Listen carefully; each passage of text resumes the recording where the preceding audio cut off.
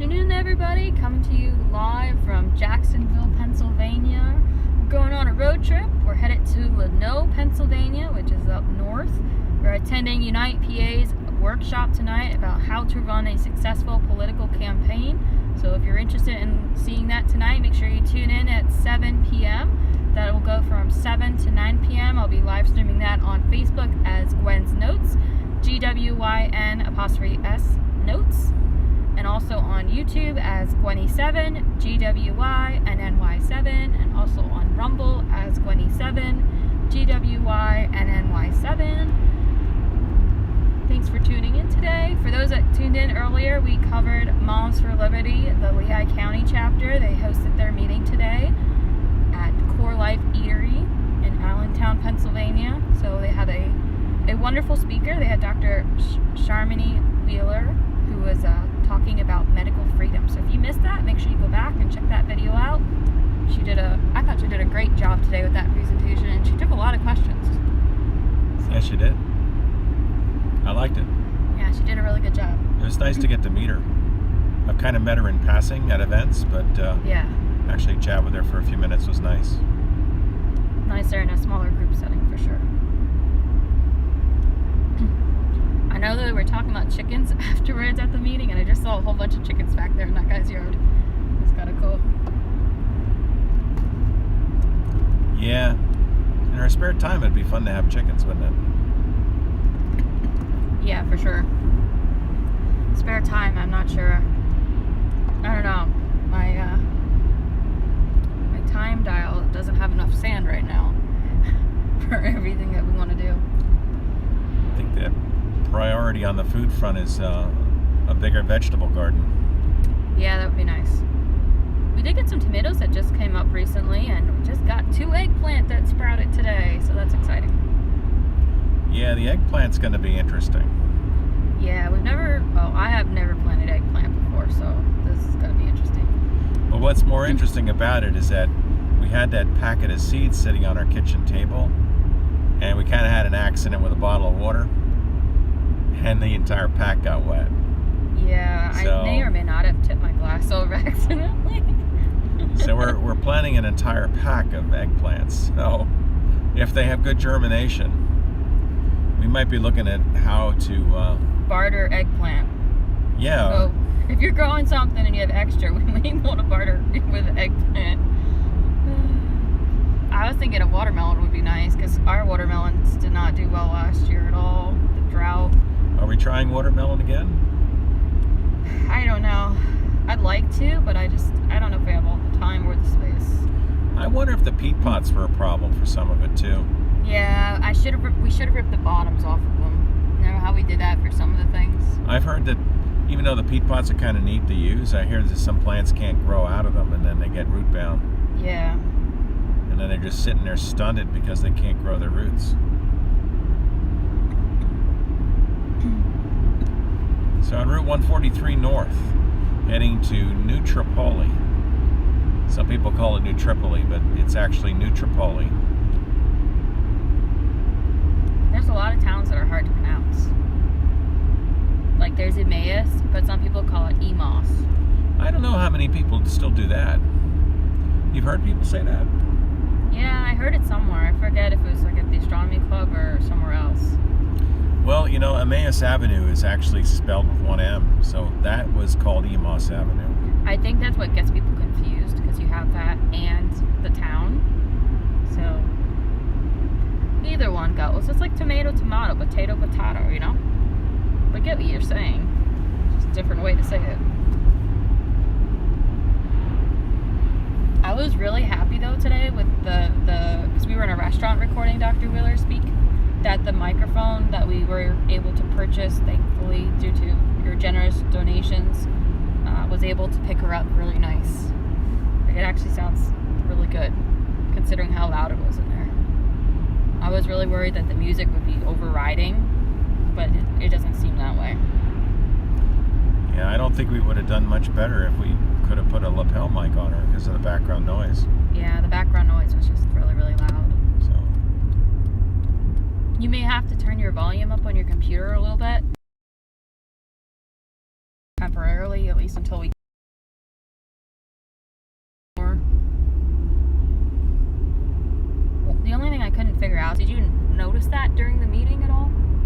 say I noticed. I was busy taking notes, so I wasn't 100% always paying attention to every sound. I just don't know if that's a mic issue or if that's just an environment that we just didn't really pay attention to that the mic picked up on.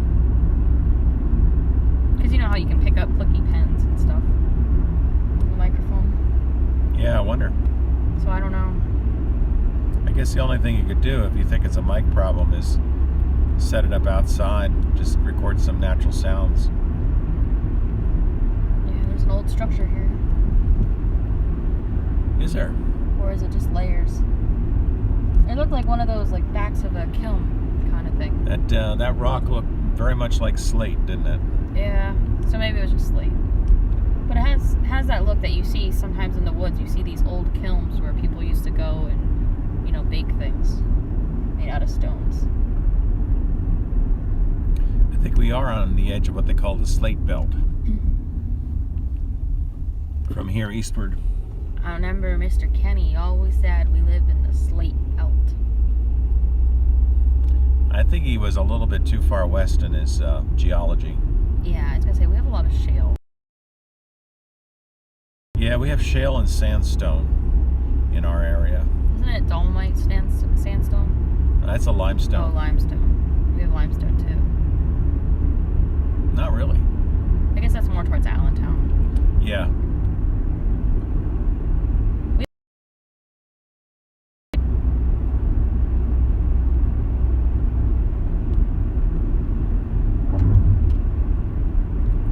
Well, I'm grateful it's not raining hard like it was this morning.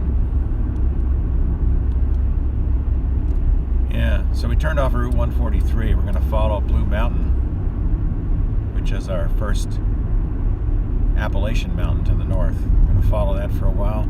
Probably go up to the Lehigh Gap. What do you think? Sounds good. Either that or we take 309 up over the mountain. Those are our two options, I think. Do you want me to check traffic? There'll be traffic when we get to the Lehigh River Bridge, I'm sure. Yeah. That gets backed up. That's a busy intersection in general.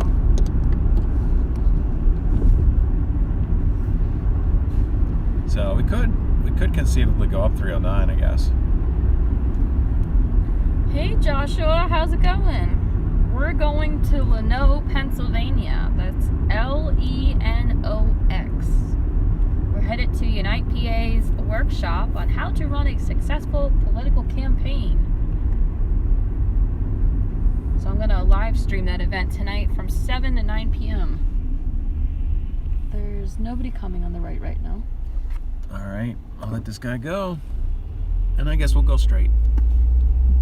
So cross Route 309, continue northeasterly. Yeah, here in Pennsylvania, pretty much everything is now moving forward to the primary election.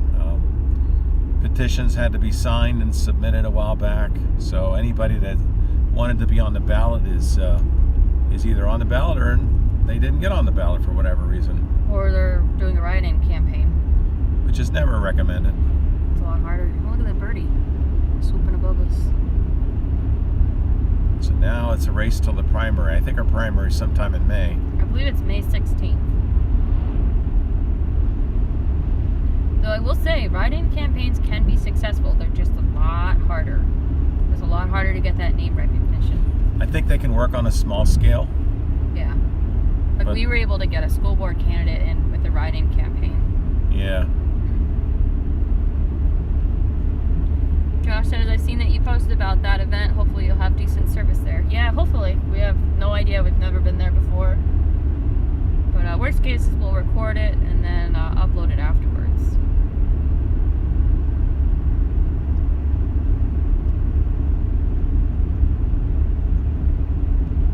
Sad to see this tree fell over. I know, it uprooted itself.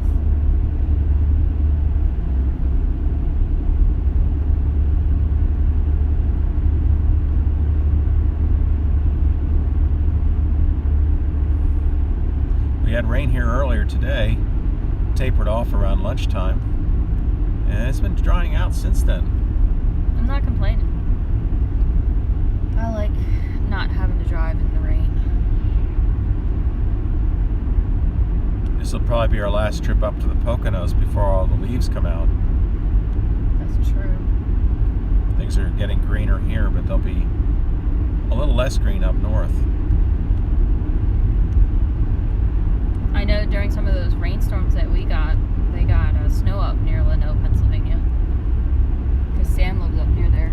Yeah. He got snow. He had a cute little video on Facebook that showed his doggy having a blast in the snow. It's kind of cool. We had very little snow this year. Yeah. This is the only winter I can remember that I did not pick up the snow shovel. To shovel snow. Yeah, the only thing I've been using the snow shovel for is cleaning up leaves. Which it actually does a good job with. Yeah, when you use the bamboo rake. Look, there's chickens, and the goats. You can pick up a lot more leaves with the snow shovel. Yeah. Put them in the wheelbarrow or in a wagon. I didn't take my leaves off my flower bed soon enough. Some of my flowers got sun scorched, so they don't look so good. But on the other end, where there wasn't as many leaves, the daffodils look really happy.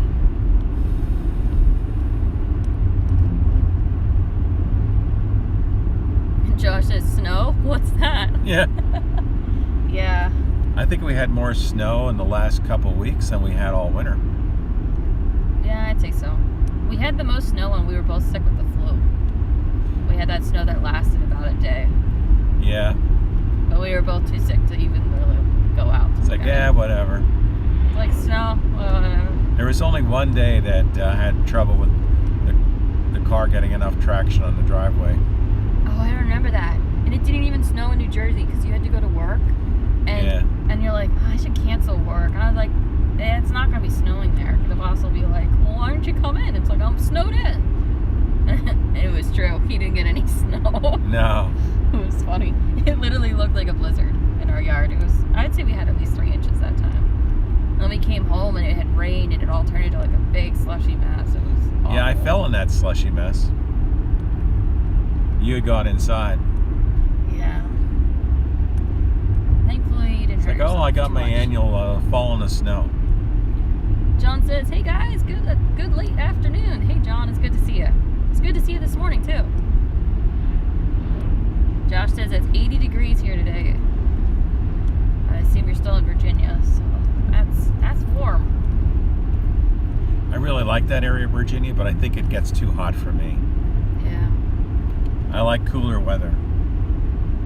I don't like the heat or the humidity. Watch out, there's a deer. Deer. 2 deer. Yeah, I didn't see the second one. I saw the first one. It just looked like it was going to run across the road. They were thinking about it.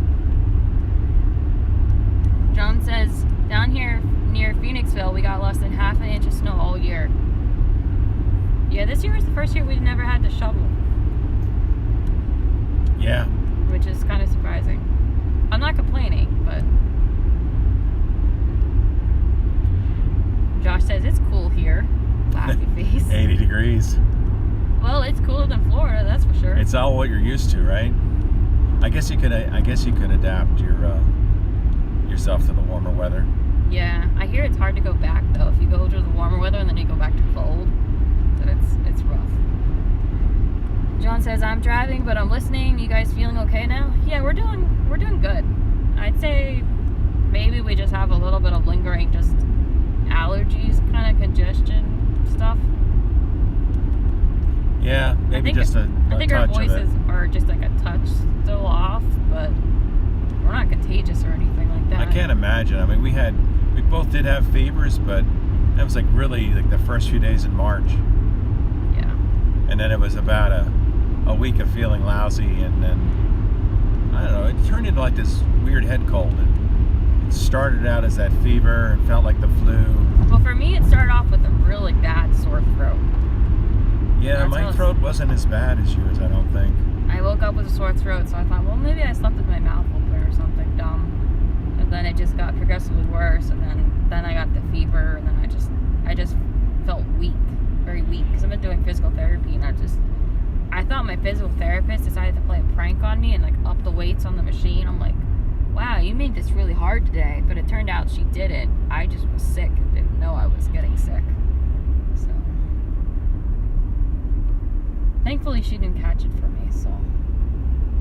She said she was having a sore throat that day too. Yeah, so, but she thinks hers was allergies. So we behaved ourselves. We stayed home. We didn't go out. Though we were bummed to miss Ken Matthews speak at the Lehigh Valley Tea Party. Well, we caught him at the Berks Patriot meeting the other week. Was it last week? Berks County Patriots, yeah. Yeah. Which I was able to live stream his speech, which was really cool.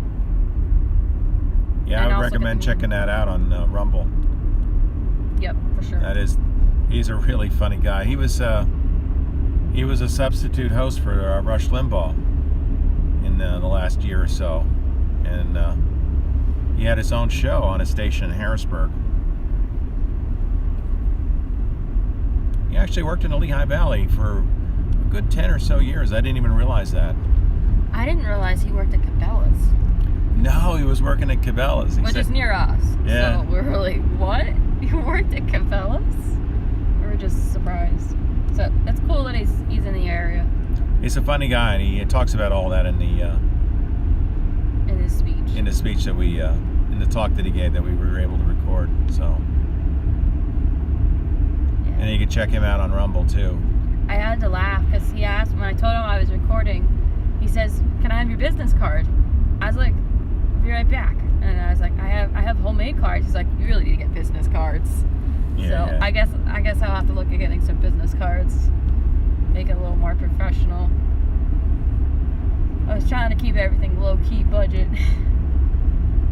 because the microphone was the big thing that we really wanted to get. So. It's not like we're drowning in donations, you know. No. By the way, if you do want to donate, you can donate on PayPal to Gwyneth Fowler, GWYNETH, F as in Frank, OWLER, or on Venmo at Gwenny7, GWYNNY7, and CashApp is the $, Gwenny7, GWYNNY7. Because we are viewer supported. All your donations help us get to events, cover workshops that might be informative for the public, and try to keep you guys informed as to what's going on. Speaking of money, and maybe Joshua knows something about this, has there been any talk about the audit for the People's Convoy?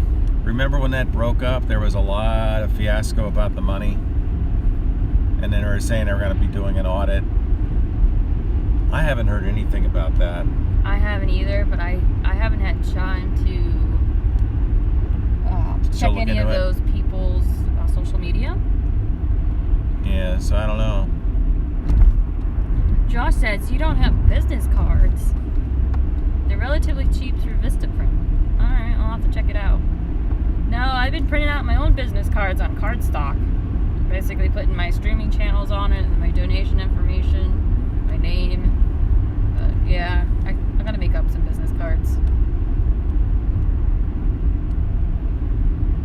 Especially since my Rumble following's going up a lot. Josh says, I haven't heard anything about it with the audit, and I follow some of them still. Yeah, I follow them too, I just haven't been able to keep up with everybody. I know Soup Mama right now is getting ready to take donations to East Palestine, Ohio, along with like Polish Agnes and several, like many other volunteers are going to the East Palestine, Ohio and surrounding areas with donations, which is really, really nice. Did the EPA say they're not going to do any testing? That's what I had heard, but I haven't heard anything recently. Josh says we have an ID card with a QR code with a link to our YouTube channel. Oh, interesting. That's a good idea. How do you get the QR code to go to your, like, I know this is probably silly, but I don't know how QR codes work. Like, I get you scan them and they go to somewhere, but like, how do you set that up? You can generate a QR code. So, like, you go to a certain website and, like, you put a link in and it generates You put a the QR? link in and it generates the QR code for it, yeah. Oh, okay. Then you print it on your card. Makes it easy. Then it goes right to your channel. Okay. I'll have to look at that. Because it'd be great to have one of those for Rumble. Remember our astronomy group did that on the sign up at Pulpit Rock? Yeah, but I didn't remember how they'd set it up. That's a while ago. Yeah, Yeah, you need a QR code generator. But I think they're easy to get. Yeah, I'll check into that. Maybe that's something I should put on my business card.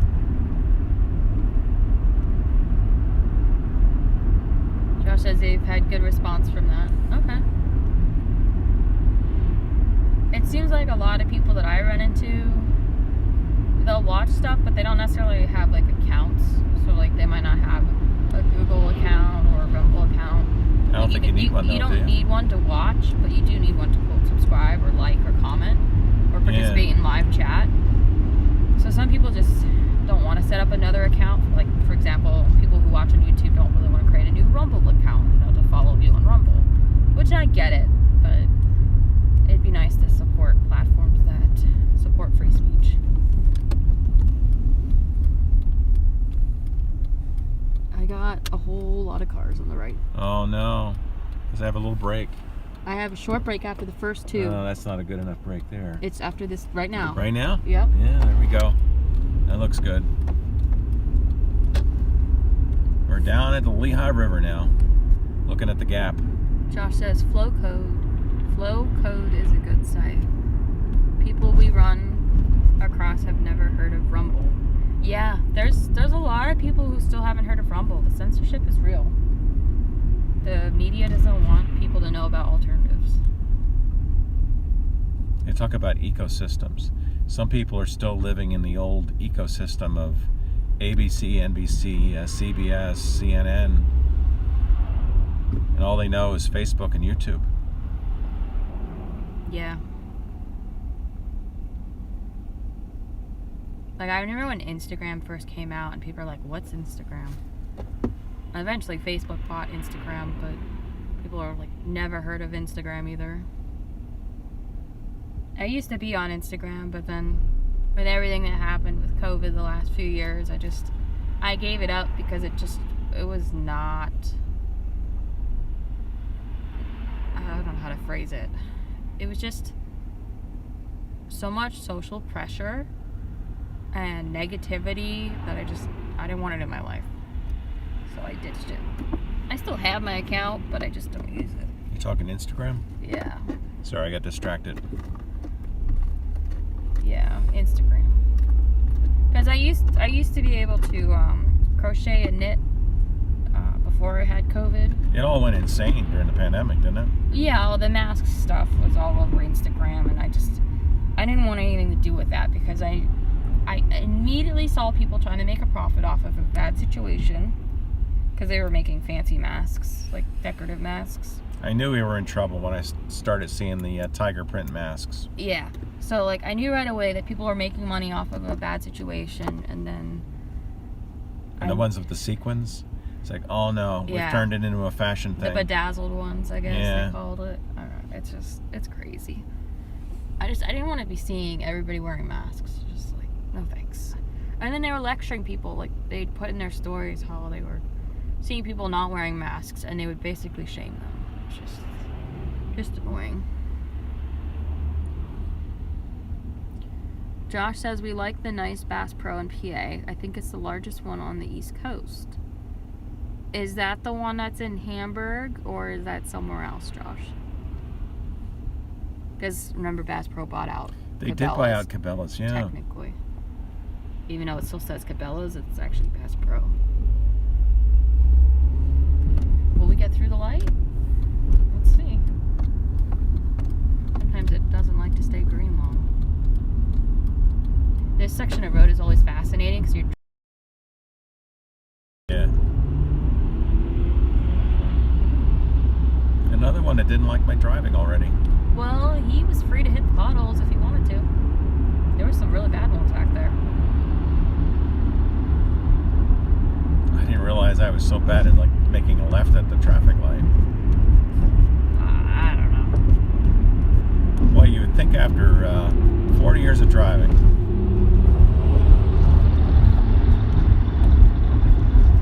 This road's getting pretty bombed out though. I think what it is partly I'm just kind of enjoying the scenery. I don't go through here all the time, so it's kind of neat to look at it. Where a lot of these folks are probably driving it every day, commuting, just trying to get home. John says it's airing time. I'll check back in a bit. Good luck, John. Yeah, sounds good. Josh says, puts his hands up. It's like, I don't know. I've seen it from the interstate. It's on the left going north. I'm guessing you're talking about the one in Hamburg. Yeah, that's not too far from us. But it's on the left. Do we want to go through Palmerton or up through Lehighton? Whatever you want to do. I'll go for Lehighton today. Alright. It looks like Mother Nature has decided to bless us with some more rain. Yeah. It looked brighter ahead, so that's why I'm kind of surprised it's raining. Well, yeah, I noticed that there was a lot of fog looking down when we were going along Blue Mountain at a distance. It looked pretty foggy. I didn't think it was rain though, but maybe it was.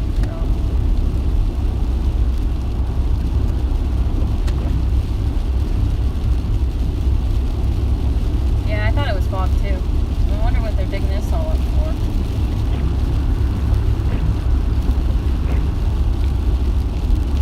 I don't know. But now we're looking at the other side of Blue Mountain. On the other side of the gap now, so we're looking on the north side of the ridge.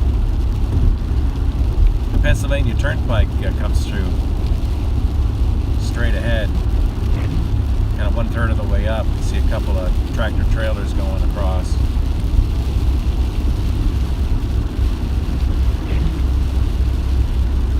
You go through the Lehigh Tunnel.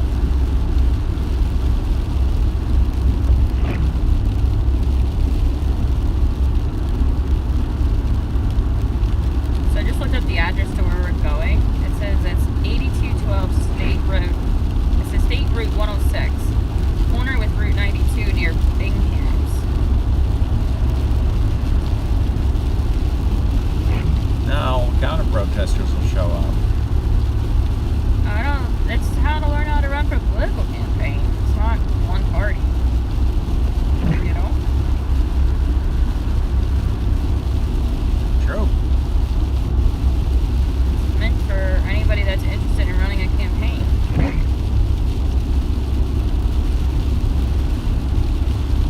The sun's coming out. Are we going to see a rainbow? Bizarre weather. Yeah, maybe. Look behind you. I was trying to. Maybe more to your right as we curve around.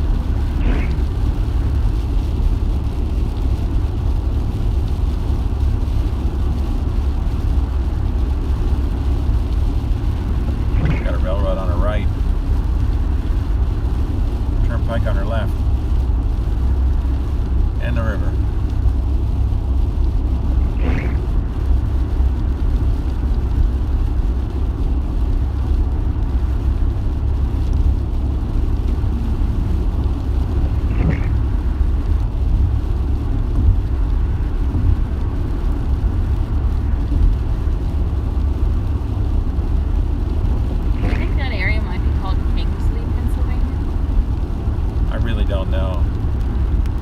Studied that area on a map to know? Well, it looks like it might be right based on I see 92. Let's see. I know it's in an area that I generally just describe as the northern Poconos. It's kind of beyond the Scranton area, northeast of that. Tammy says we used to live in Palmerton. Oh, we almost went through Palmerton today. I kind of debated which way we wanted to go. Sometimes we'll get off at the Palmerton exit and go through town. I really like that park that's in Palmerton. Yeah, it's a nice park. I remember going there long ago when I was in junior high. We had to do a leaf collection beginning of 7th grade biology. And I remember going to the park there in Palmerton. There was, I think, a couple of trees that were good specimens for leaves.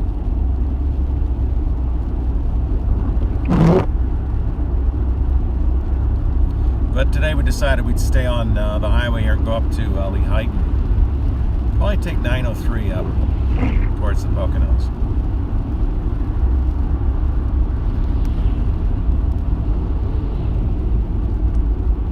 Cleaning up the road.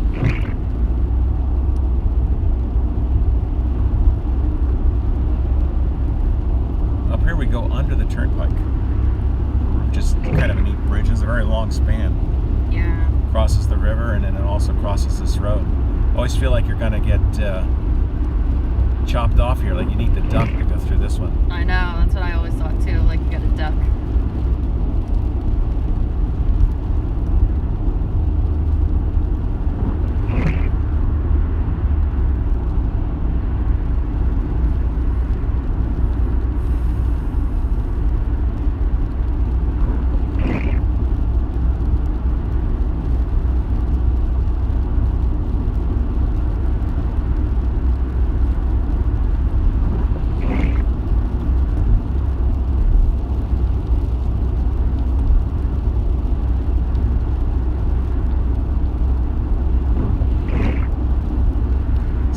Is up here.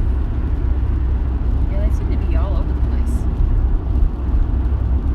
You notice that now that you're down to like maybe one or two choices for healthcare?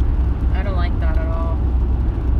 I miss the old family practices where you had an individual doctor office that might have like 2 doctors, 3 doctors with, you know, a set of staff and nurses that work together.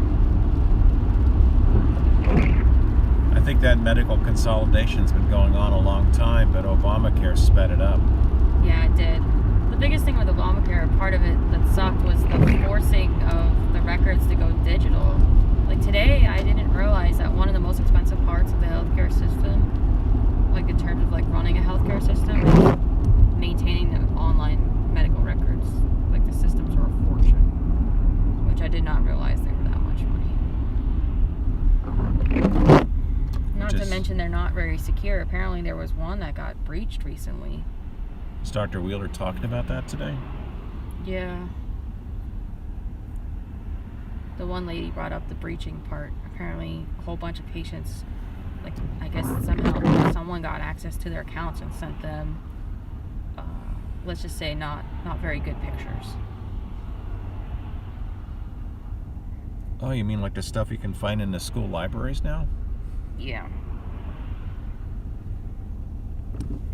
I don't know which system it was, or it was kind of hard to hear in the restaurant with all the noise with the sound, and so I'm not sure exactly where it was.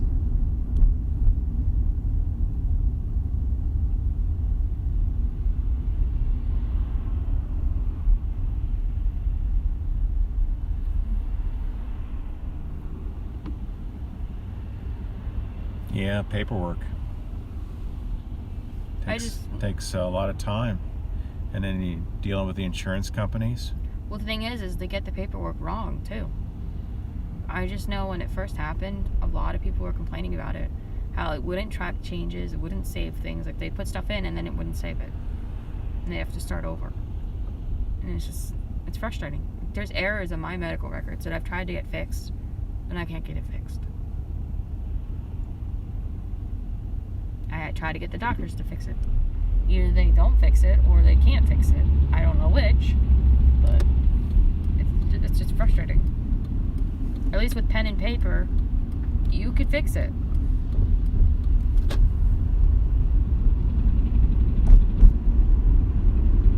Crossing the bridge to Lehigh. Yeah, we keep crossing the Lehigh River. It's our second time. And we got one more to go.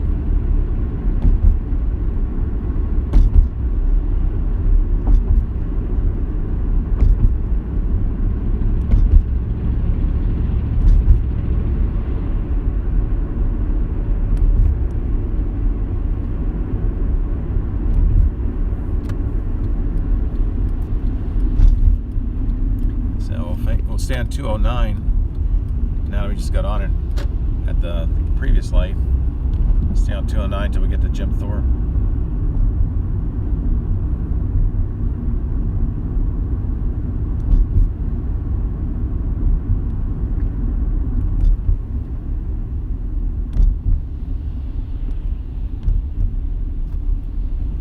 You went up here. You were at one of the pool here in Lehigh at one point, right? With some I went with some friends, yeah. We took a rather interesting way to get there, though. We started over in, like, the Kempton area, and let's just say I got to experience when people say that GPSs like to drive you on non-real roads. We got to experience that. I think it must have taken us on a fire road or something. We went through the roughest parts of the woods. You basically went up and over Blue Mountain. Yeah. The most direct route. In a minivan. It was a little bit nerve-wracking. Because we all were like, are we going to blow a tire? Because it was a lot of rocks, sticks. Like, there was just... That is the classic listening to your GPS too much. Yeah. Had I known that my friend's mom wasn't very good with directions, I would have figured out where it was in advance and, like, directed her. But I didn't know she didn't know where she was going. So it was quite the adventure. Yeah, the way you wanted to go was the way we just went. Yeah. Through the Lehigh Gap. We all said afterwards, we're not going back that way. Because it was going to be dark. It's like, we're going to find a different way home. We're going to stay on a road with a number. Yeah.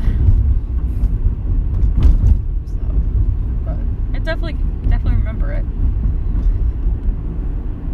Hey, there's a 2024 sign. Did you see that? No, I missed it. I was staring at the Lehigh Valley Health Network sign.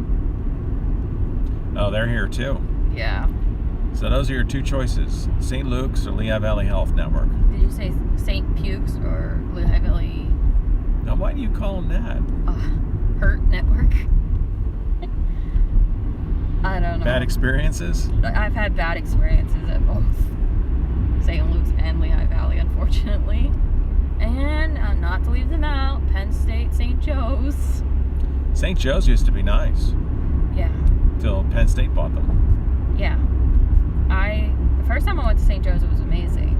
The second time when I had COVID, I was rather very upset at the end because it kicked me out. They didn't give me any treatment for my blood clots and tried to blame it on my stomach, which didn't make any sense at all. But I was just so sick. I just couldn't fight them. So. Well, at least you survived it. Well, I'm glad I got out of there when I did, though, because like the following week is when they started doing the ventilators and stuff, and I'm not sure I would have gotten out of the hospital if I was in the hospital with a ventilator. So, thank God I got out of there when I did.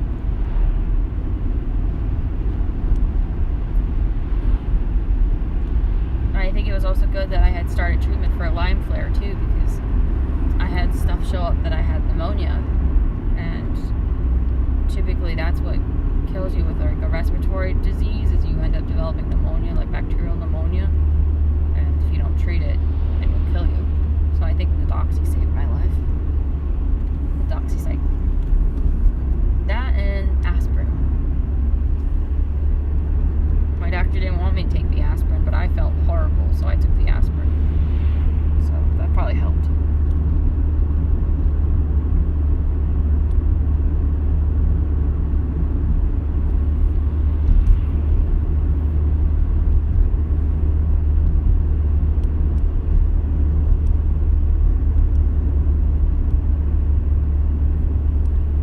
Following the Lehigh River upstream, winding our way through the mountain gaps. Yeah. I hope more doctors branch out and leave the health networks and start their own practices. We need more of that. We need competition and doctors who actually care about the patient. I'm not saying that they all don't care about their patients, but a lot of them have their hands tied and can't actually treat the way they want to treat. Yeah, unfortunately, a lot of doctors now are employees of healthcare networks. And they're told you got to do this, do that. Yeah, it's really a shame. You can't deviate from the protocols. And we saw that with COVID. I think people wanted alternative protocols and they were denied. I think one of the most egregious ones was saying goodbye to your loved one. Yeah, it was inhumane. Yeah. A lot of inhumane things, like masking kids in school. Yep.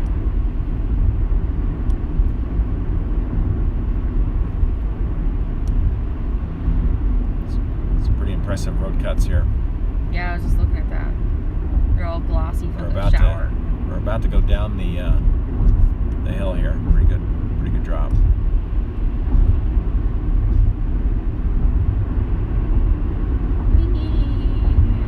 Feels like a roller coaster. I like the rock wall on the side too. You don't see that everywhere. Yeah, it's a neat way to go. I like this.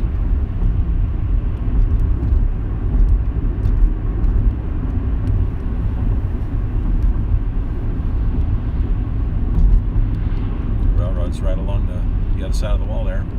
Yep. You can take train rides here from Jim Thorpe. We should do that sometime. I always think Jim Thorpe looked like a pretty little town. The old architecture. It's unique. Like, look at these stacks, these chimney stacks. It's the Lehigh Coal and Navigation Building. I mean, it's just... we don't build buildings like this anymore. No, turn on red. Oh, you got the green. Never mind. Let's see the arrow at first. Train ride tickets. Yeah. They got some parking up here. There's a bigger lot up here a little further. Tammy says, Jim Thorpe. You cross here, you park in that lot on the right. Yeah. Tim, you want to go for a train ride? I think in Christmas time they do Santa rides for the kids. Do they? Yeah, I think so. I seem to remember reading about that somewhere. I don't know if they still do it. I remember they were doing it back when I was in Girl Scouts. So that's a while ago now.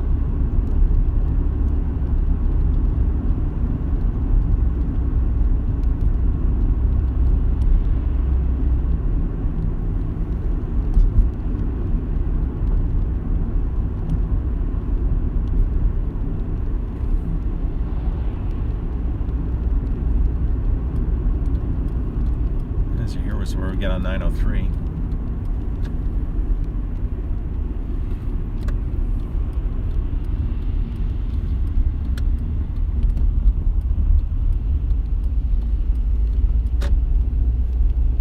This is a newer bridge. The old bridge was a little further up the river here.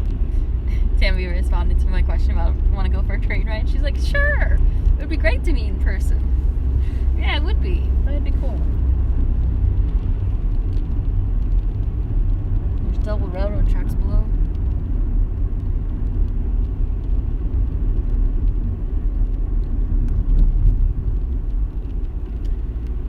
You know, I'm not sure. Maybe the bridge is in the same spot because there was no turn to get on this street, so I may not be remembering it properly. I remember coming up here to the Lehigh Gorge State Park. That was really neat. There was an old railroad tunnel I remember seeing. I actually walked in it. Oh wow, that sounds cool. It was abandoned. There were these big blocks of stone that had fallen from the ceiling, so you walked in there. They probably have it all blocked off now, but you walked in there and you couldn't help but think, another block's gonna fall sometime. I don't want to be under it. Yeah. It's a pretty church. But there's a really nice waterfall you can hike to on the other side of the river. I went whitewater rafting with Girl Scout camp. Yeah, I don't know. How far down did you go? Did you come down this far when you did that? No, I think we were up a little further. We did go pretty far though. It was fun.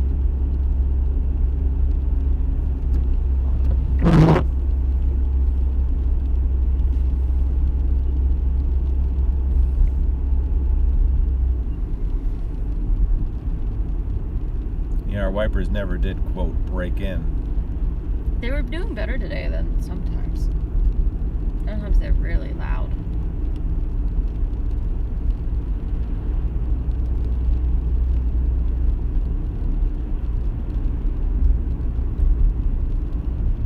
Tammy says, when my twins were little, we took them on the train ride to meet the Easter Bunny. Oh, that's so cool. I didn't know they did it for Easter. I wonder if they still do it. What's the one that's out by Kempton? Do they just call it the Kempton Railroad? The train that you can do little train rides. Wanamaker, Kempton, and Southern. WKNS, I think it is. Okay. I I know they do. Sometimes they do short train rides for the kids, which is really cool. It would have been neat if they could restore more of that line, because there's quite a bit of right-of-way that still exists. I know going south it follows Maiden Creek quite a ways. That line went all the way into Reading at one time. Really? Wow. I didn't know that. I forget where it went to the north. But it went much further. They used to have trolleys too. At least in Allentown, right? In Allentown, I think they did have trolleys. Does Reading have trolleys? I don't know. Probably. I know Philly does. I don't know if they still do. Did they finally close the last trolley down? I'm not sure.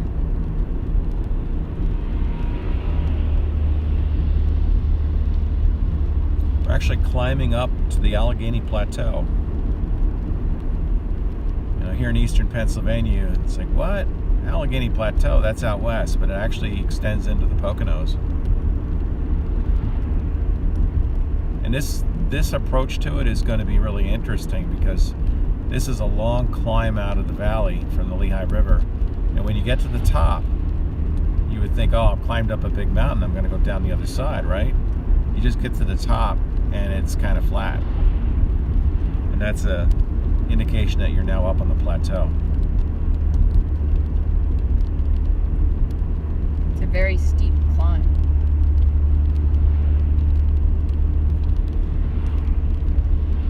Yeah, not a popular car to follow up this steep hill.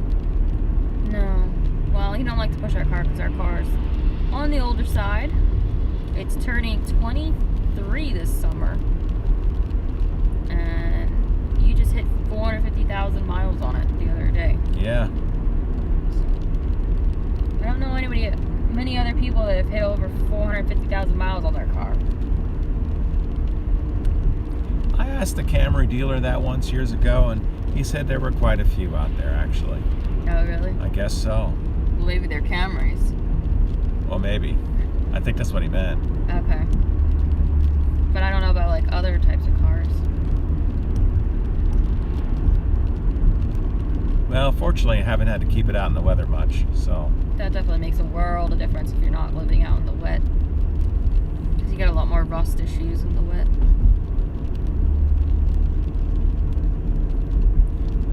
Saw a pretty rusty looking Ford truck earlier today. Parts of the metal were just kind of like shaking, like his fender, like little pieces of the fender were flapping in the breeze. Yeah, I saw that. And his tailgate was all rusted out too. All these people in a hurry. And he's not even going that far. He had to get to the tree farm. Yeah, either that or needs his windows cleaned. I don't know. So here we are, just about at the top of the climb. Now it's not flat like a pancake, but you can see that we're not going down the other side of any kind of mountain. We're actually up on a plateau where it's relatively flat. Welcome to the Poconos and the Allegheny Plateau. Is that snow?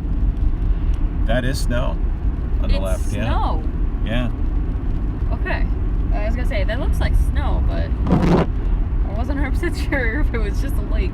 There's more of it up here. Yeah. Unless it's not a cover or something, is it? No, I think it's snow.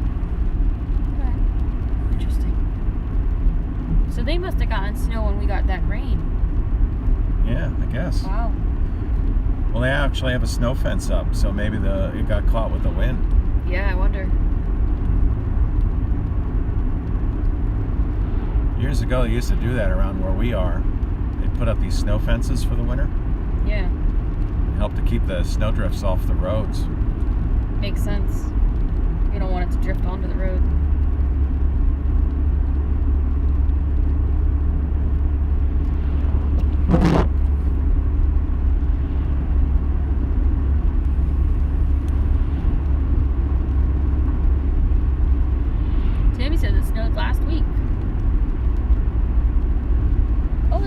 helicopter on the right.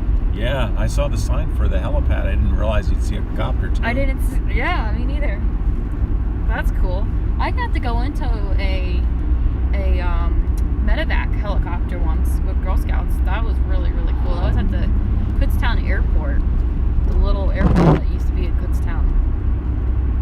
No, I didn't get to fly in it or anything. It was on the ground, but still, everybody else was kind of like nervous. They didn't want to get inside. I sit inside so I can look at all the buttons. He's like, yeah, just don't touch anything. Is what he told me. Yeah. It's like, I won't touch anything but the seat and the handle to get in and out, because it's a pretty big, jump to get up in there when you're a kid. So. But it was really cool. But there's a lot of knobs, so many buttons, and it looked complicated.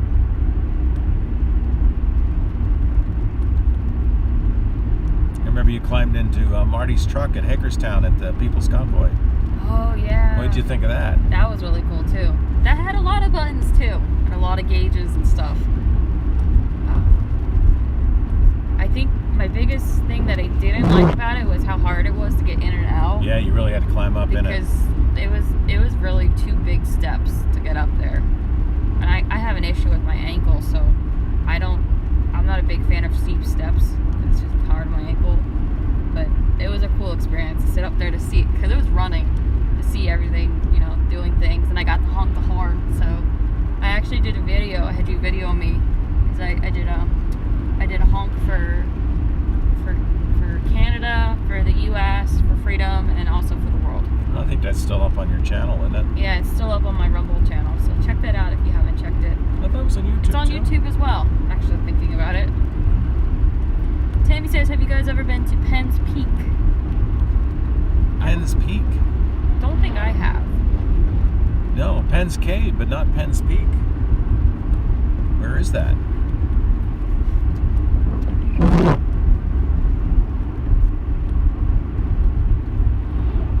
I wonder if it's near Penn's Cave, or if it's somewhere else. When it's a place we don't know, we just assume, it must be out near Pittsburgh. That's what we always say. We jokingly say, yeah. Because there's a lot of places in Pennsylvania. So that Penn's Cave field trip was really cool. I really enjoyed that. Yeah, that was a school trip. That was good. Yeah. I'd never been there. You actually go on boats through the cave. Yeah. It was really neat. They also have like an animal, what do they call it, preserve? Or something like that. Like a drive-through zoo? Yeah. She says you just passed it. It's a music venue. Oh. Oh. I missed it. I wasn't watching for signs.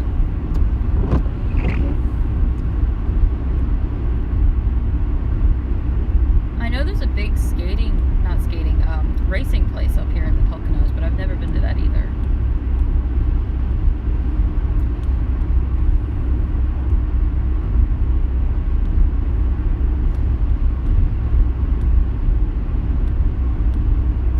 Yeah, I think this is a neat stretch. It really is.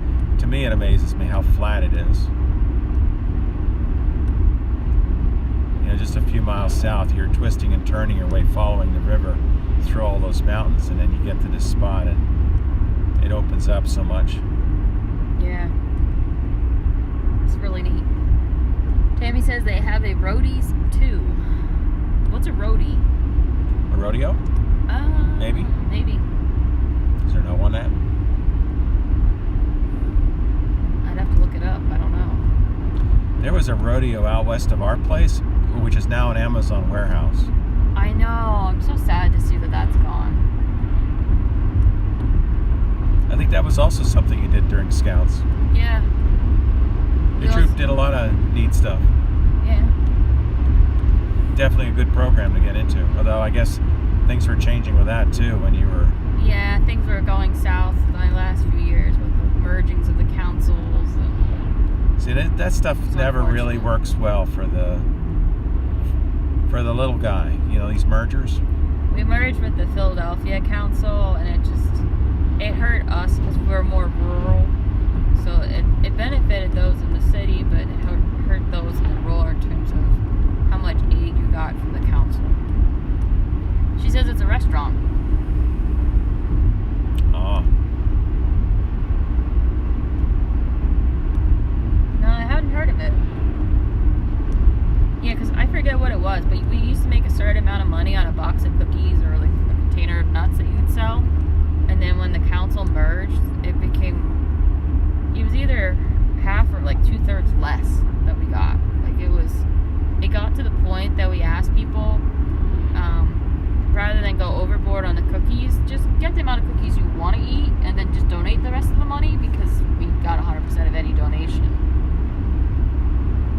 Yeah. Whereas the cookies, you got that fixed rate unless you met the threshold. I think you had to sell some crazy number, like 400 or 450 averaged out per girl. But being a rural troop, we never hit that number because we all go to the same school. So we're all hitting up the same people. The only other people we're hitting up are, family, friends, and if you're in any other extracurriculars, which we all kind of seemed, similar circles. So there was no way we'd ever hit that goal. So that was unfortunate. Though I do like our trip that we took to, I forget the name of it now. The reenactment site near Philly. Oh, you went to Valley Forge? Valley Forge, thank you. Yeah, we went to Valley Forge, which was a really cool experience. They were doing like a whole event for Girl Scouts troops. So it was like troops all over the place they could go. They didn't really organize it very well the first year, because the first event that we got dropped off at, the organizers weren't there. So like the bus dumped us off, and a funny story, we actually hitched a ride on another bus.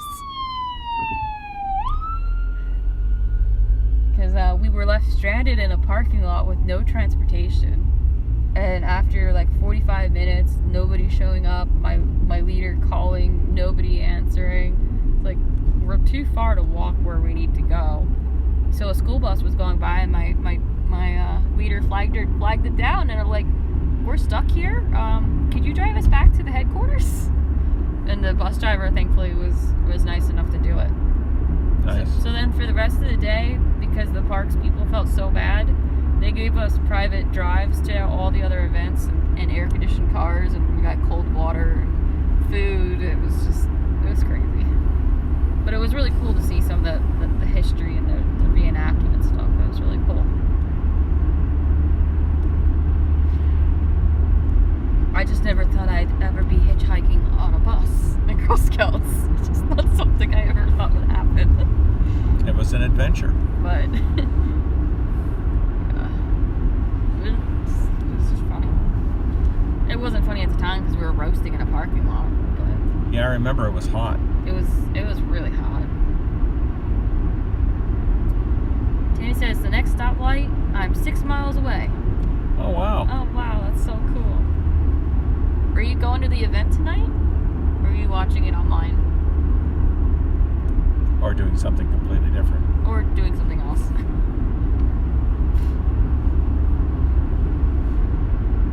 I thought tonight would be a good event to attend to record and live stream, because a lot of people don't know how to run a political campaign. So I think this is information that needs to get out there to more people. Admittedly, I don't normally do 2 events in one day, but timing wise it was going to work out.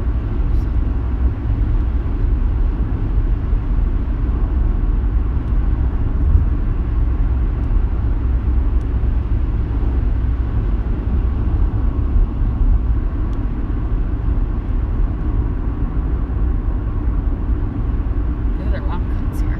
Yeah. That's cool.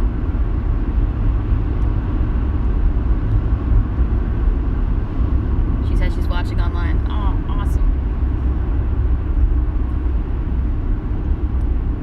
Yeah, we definitely need different people to run for office. Yeah. The folks that are in office now have a lot of issues. There's some good ones, but there's a lot that aren't so good. Yeah. You gotta start locally, start with your school boards, township, your county.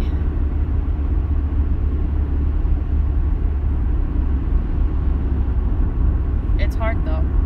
A lot of people are busy with work, school, with their kids.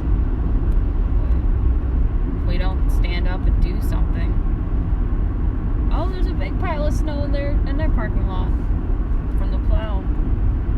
That's cool. But as I was saying, like we gotta change things because things are not going in the right direction. Unfortunately, too many of us have been sitting on our hands or on our couches. We're just trying to live our lives or get through the day. But well, we've left it to others, kind of assuming they do a decent job, and they're not. And look at the situation now. What is our debt now? 32 trillion almost? And we're about to destroy the money. We're stealing people's retirements now through bad economy and inflation.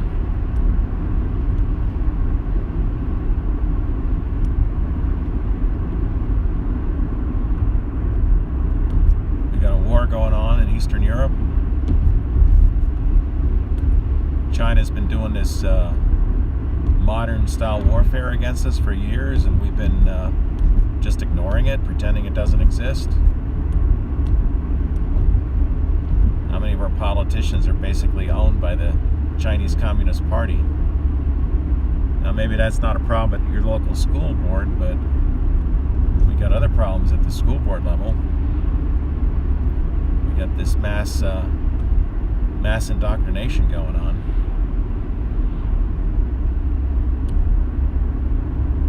So somebody was saying today before the meeting that we went to that they just wanted the schools to teach their kids. yeah, and that's what they should do. Leave the other stuff to the parents. We don't want our kids sexualized by anybody.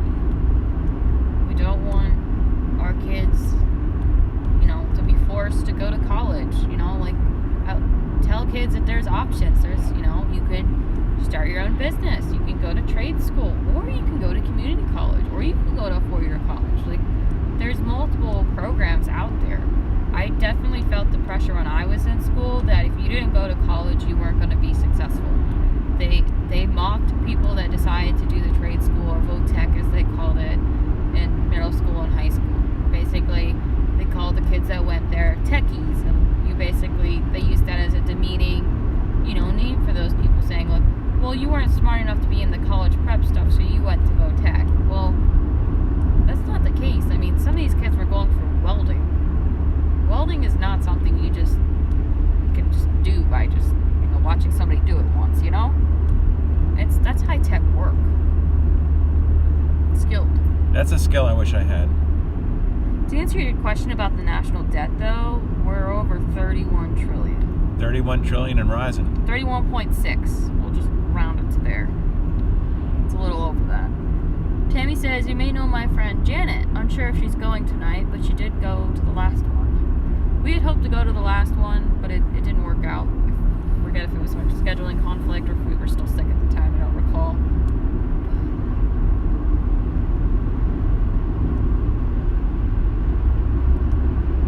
We'll have to see if she's there. Tammy describes her school board as putting her, it looks like, hand over her face. I take it your school board is not very good. But we've got some people that we want to get off our school board. One's kind of a wishy-washy person that's not very reliable. The others are just wanting our kids to read these books that are just inappropriate for kids. And it's not just the sexual ones. There's ones that are on climate change that have very graphic details, like people dying and stuff, and it's just, I don't think that's something kids should be reading at that age.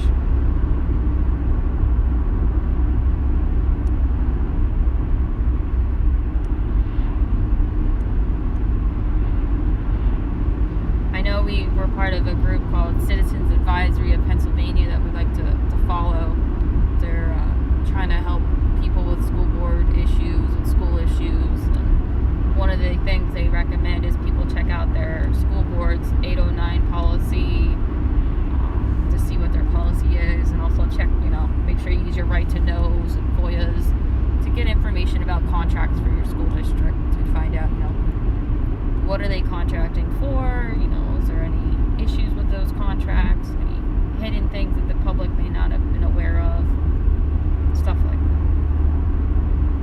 that. That policy number you mentioned, is that the public speaking one? Or is that something else? I believe the 809, I could be wrong, is related to Title IX. But I'm not 100% sure. I'd have to dig my notebook out, which is behind me.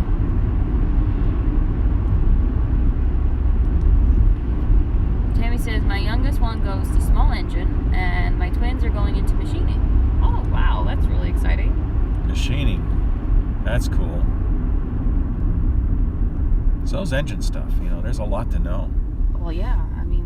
We're always going to need people that know how to work on engines. You got cars, you got all sorts of machines. How do you make stuff without a machinist, Exactly.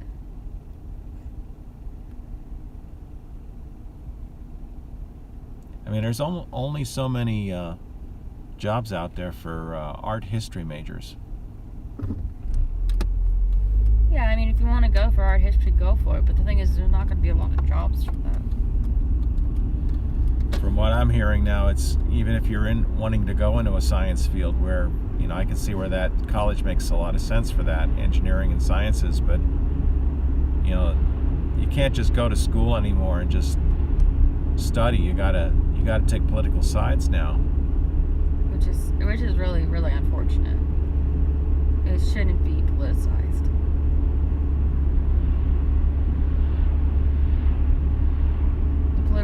Politicization of schools is just wrong. You got teachers trying to force their ideologies on kids, and it's just wrong. We're not giving them a balanced view of things. And that's what's frustrating. It's like they give everything one-sided. It's like, if you want to talk about climate change, fine, but have an honest debate. Have both sides bring stuff to the table. Bring those that say, climate change is really, really bad, and then bring in those that say, based on the data, I don't think it is really bad. Have an honest discussion and debate it. But people don't want to do that anymore. I think because too many people think there isn't another side to the argument. That dissenters are just a bunch of crazy people. Well, I think they're also being told by, quote, experts that they believe in that the other side is, they'll label them whatever they want to label them, and basically belittle them and try to say that, they're anti-science or whatever, There's a lot of this science by consensus stuff now. Which is not how science works. Science is always, changing.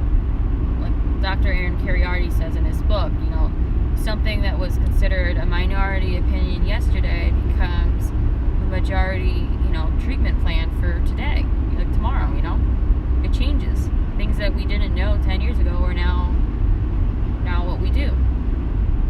I can't name any examples off the top of my head because I'd have to look them up, but I know there's been a lot of treatment changes. One drastic one is look back in the day when they used leeches, They thought leeches was a form of medicine. We learned that, leech therapy doesn't exactly work the way we thought it would. Now today they'll say, oh, well, that's, that was then, this is now. But I think, 100 years from now, they'll be looking back on stuff. And be like, what did they do that What for? were they thinking? Yeah.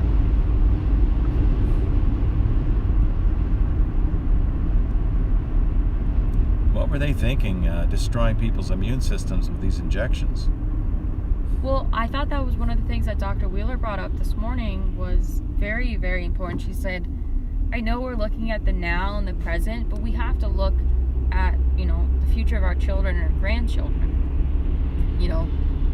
It takes time to change things, and it might take 10 years to finally fix the healthcare system, to get more, independent doctors, independent practices, because it's taken a while for these big conglomerates to eat everybody up. So it's going to take courage from doctors to leave and start their own, and I feel like that's going to be hard until they pay off their debt, because they're saddled with all this debt from medical school. And if they go into certain specialties, it's even more debt. So which way do you think we need to go? I think we're running out of time. Yeah, let me look.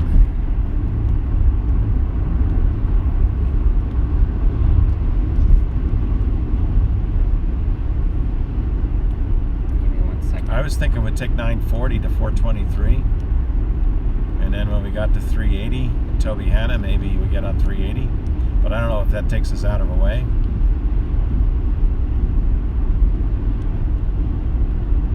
Just give me 1 second.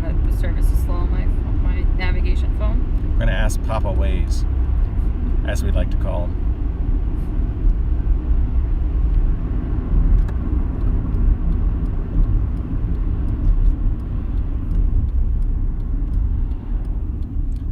No turns from shoulder.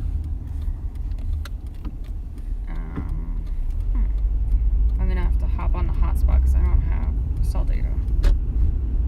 Did you just turn on to 940? Yeah, 940 east.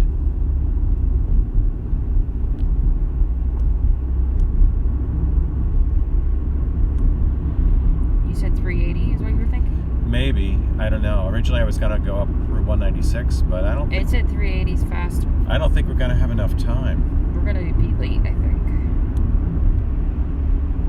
I say take 380 and 84. Let me check the other navigation system.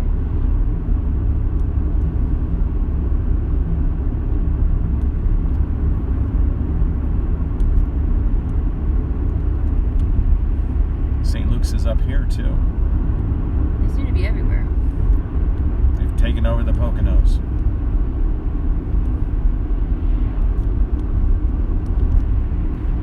Oh, hold on, I gotta read this comment. Louise wrote a message. Give me 1 second, Louise. Cell service is a little bit flaky.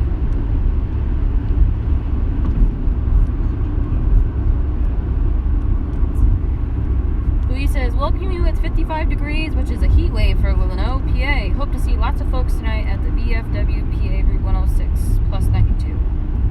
Yeah, we'll definitely be there, Louise. I think we're going to be a few minutes late, though, unfortunately. Our morning event went a little longer than we thought afterwards.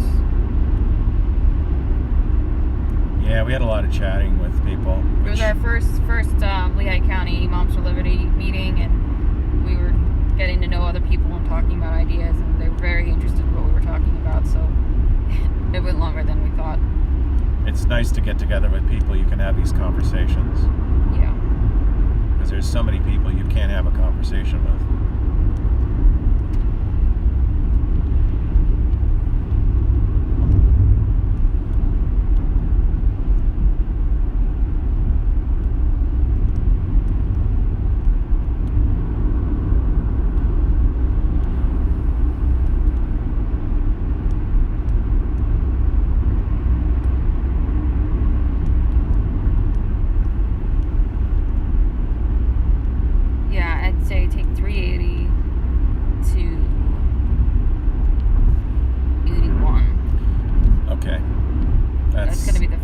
That seems like what I would have guessed would be the best way to go at this point. I think I'll shoot a message to the organizer and let him know we're running a little behind. Do you have an ETA? It says 7:05. Oi. So we're actually going to be late. Which is not good because we need at least... I think the fastest I could set up is 15 minutes. If I don't have spaghetti hands.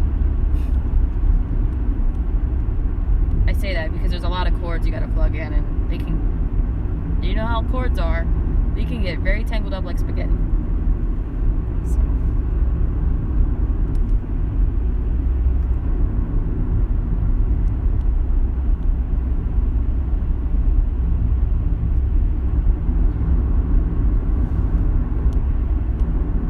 Mercteron asks, what is UnitePA anyway? I'm interested in knowing. UnitePA is a group that likes to do different workshops to help educate the public and learning more about the political process, how to run for office, how to get involved. I will pull up their mission statement for you in 1 second.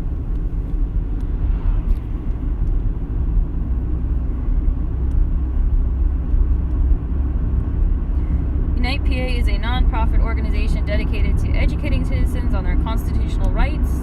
Their particular focus is on assisting parents and other citizens in regards to individual rights as they address issues of concern inside their communities. Particularly, they are working to address issues such as election integrity, mask mandates, vaccine mandates, unwillingness of institutions to honor religious exemptions, and working with parents to address other issues such as critical race theory.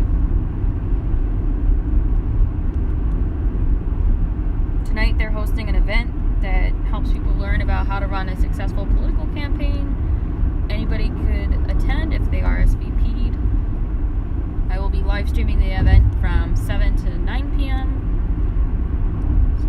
Assuming that the cell service is good. If not, I'll be recording it and uploading it later.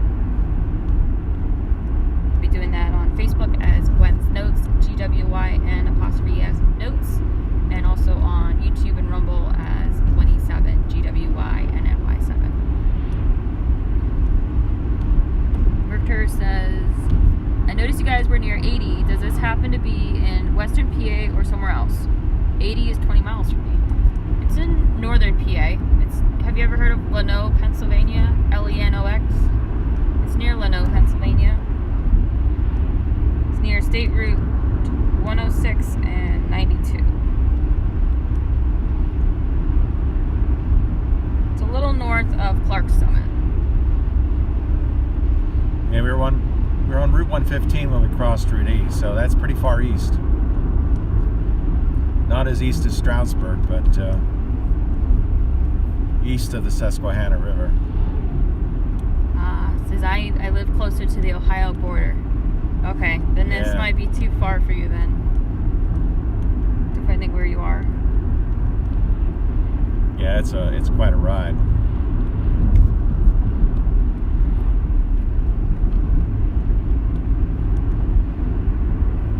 Could be an all-day affair driving to that part of the state.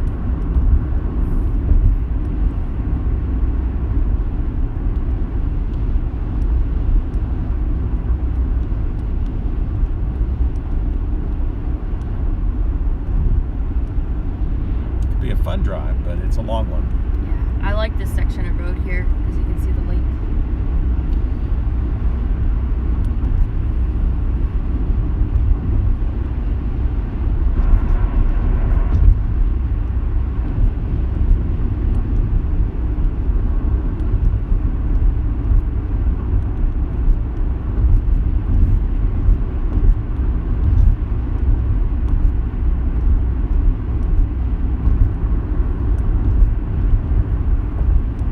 Opposite side of 80, unfortunately. Yeah. I guess we could have gone in there. Yeah, we could have. I forgot.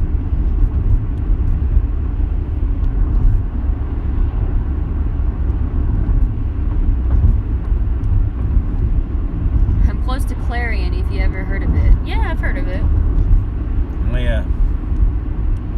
It's definitely further west, for sure.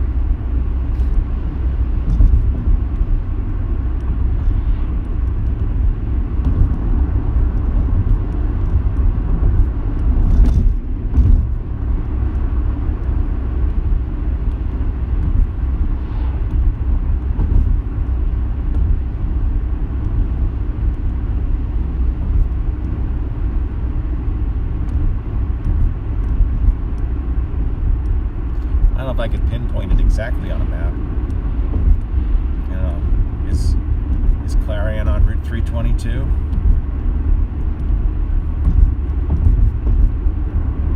Or 219?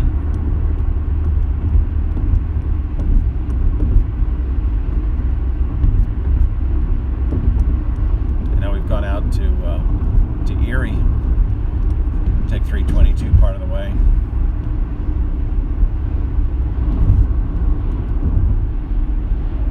Enjoyed driving through the Allegheny Forest.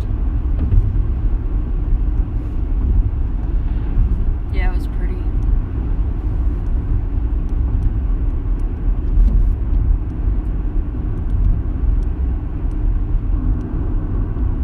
I've been to Du Bois.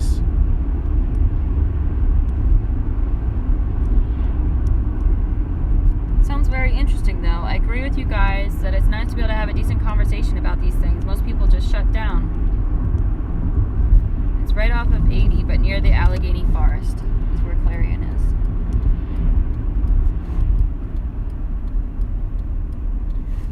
Miles to Tobiana. Yeah, Route 423. Yeah, it's nice to be able to have a debate with people. I feel we have some friends still that will have a debate and disagree on things and still be friends.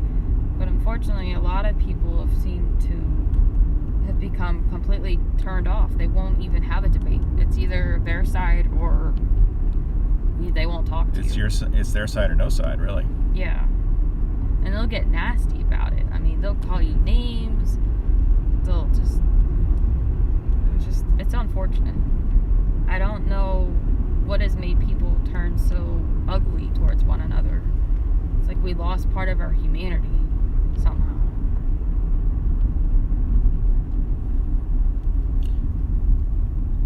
I really suspect it's the propaganda coming from the left. There's a dam right here. I didn't know there was a dam on the right. Oh yeah. We usually come through here where it's pretty dark, so I don't normally get to see it. I apologize in advance. The service could get a little flaky up through here. It's just the way it goes. If it drops out, it should come back automatically.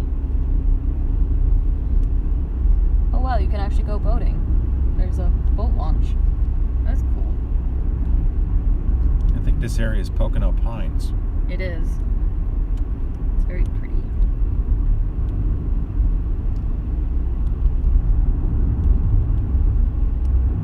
I remember one of the trips we did last fall. It was very beautiful coming up to see all the fall colors. We went up to Lake Wallenpaupack. It was neat.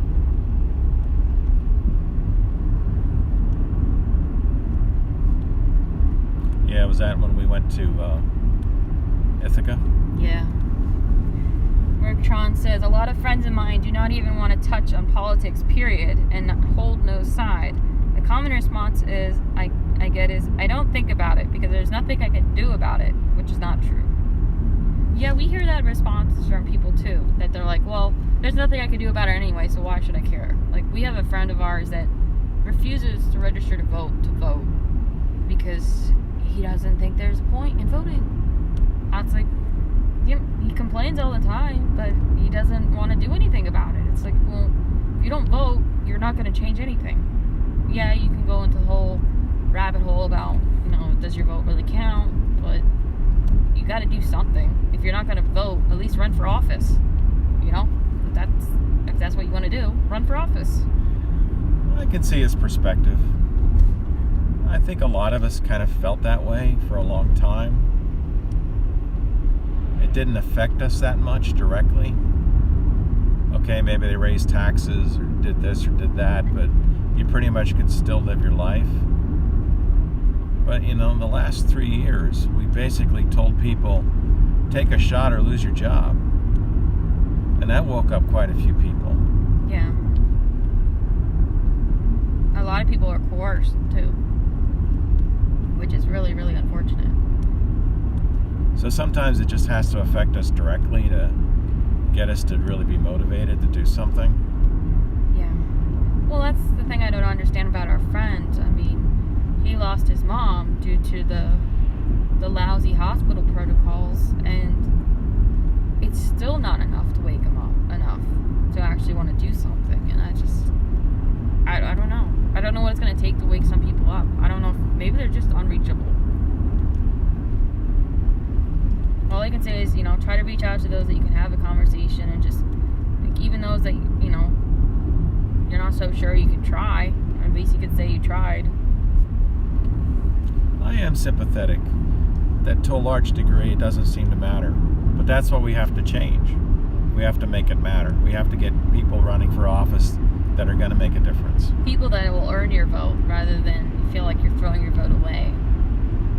How often has it been you vote because, you vote for the lesser of the two evils, right? Yeah. You don't like either candidate, but this one's not as bad as the other one. We need to change that. We want to get to the point where you might have one or two or more candidates that you actually are having some indecision about because you like them all.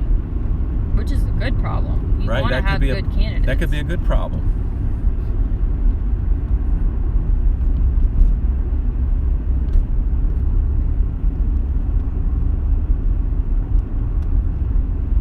I mean, look at the one school board near us. There's two really good candidates running for one open seat. They're both good friends with each other. They're both really good people. I think either one would do a good job. And then if they get elected, you got to hold them accountable. Yeah. I think right now we're not holding our elected officials accountable at all. To office, and then they don't hold the promises. They just kind of get influenced by the swamp. They forget that they're there representing their constituents. I mean, I think that was one of the things that really frustrated me with the whole Pennsylvania House being shut down for many, many weeks when, in the beginning of the year, the Republicans had the majority. They elected a Democratic Speaker of the House, who then just closed down the House and didn't do anything until they had the special election. And then they, picked a new speaker. People were doing their jobs. We were paying for their salaries. So we basically paid these people to do nothing for weeks. Well, you had some constitutional amendments that could have been on the ballot. Yeah. Here in Pennsylvania. We could have had several constitutional amendments appear on the primary ballot, which now is not going to happen. And the thing about that too is like you can choose to agree or disagree with the amendments, but the process was it was going to be on the ballot for us to decide. As and voters. Our Republican leadership that went through the effort to get this stuff passed in the last legislative session completely dropped the ball in this legislative session. And so those amendments go away. Yeah, we don't even get a chance to vote. Because the rule is it has to pass 2 legislative sessions in order for it to appear on the ballot for the voters to vote on. Plus year process because of the fact you got two legislative session every 2 years. So all those amendments went bye-bye. So one of those amendments was voter ID, which is a pretty high priority election integrity issue. Yep. And there was also going to be I forget the position off the top of my head, but whatever this position is, they were going to require that they do more audits of the votes and also clean up the voter rolls. Is it the Auditor General they call it? It might be the Auditor General. Yeah, I don't know that much about it either. I was just looking at it the other day. I know the voter ID thing was a pretty big deal for some of us. Yeah. We continue to be amazed that. Well, you need an ID what? To go to the doctor, you need an ID to drive, you need an ID to get alcohol, buy cigarettes, fly on a plane. I'm guessing you need one to be on a train, but I could be wrong. What else do you need an ID for? Bank account? Oh yeah, bank account. Bank account's a bad idea these days, right? Just stuff it in your mattress. Merktron says, yes, political office is where we need to start, in my opinion. I agree, the last 3 years has been terrible. It blew my mind. People couldn't see what was happening and blindly followed over fear. Yeah, fear is a powerful weapon. Merktron also continues saying, I believe they dropped the ball on purpose. The lip service seems to be all we get.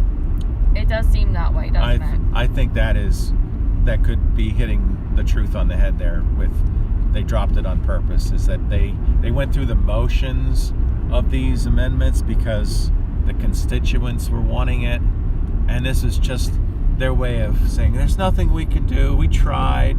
Yeah. Oh well. But they really didn't want to try all that hard. Well, Color should be blamed. Brian Color should be blamed for a lot of that because he was leadership.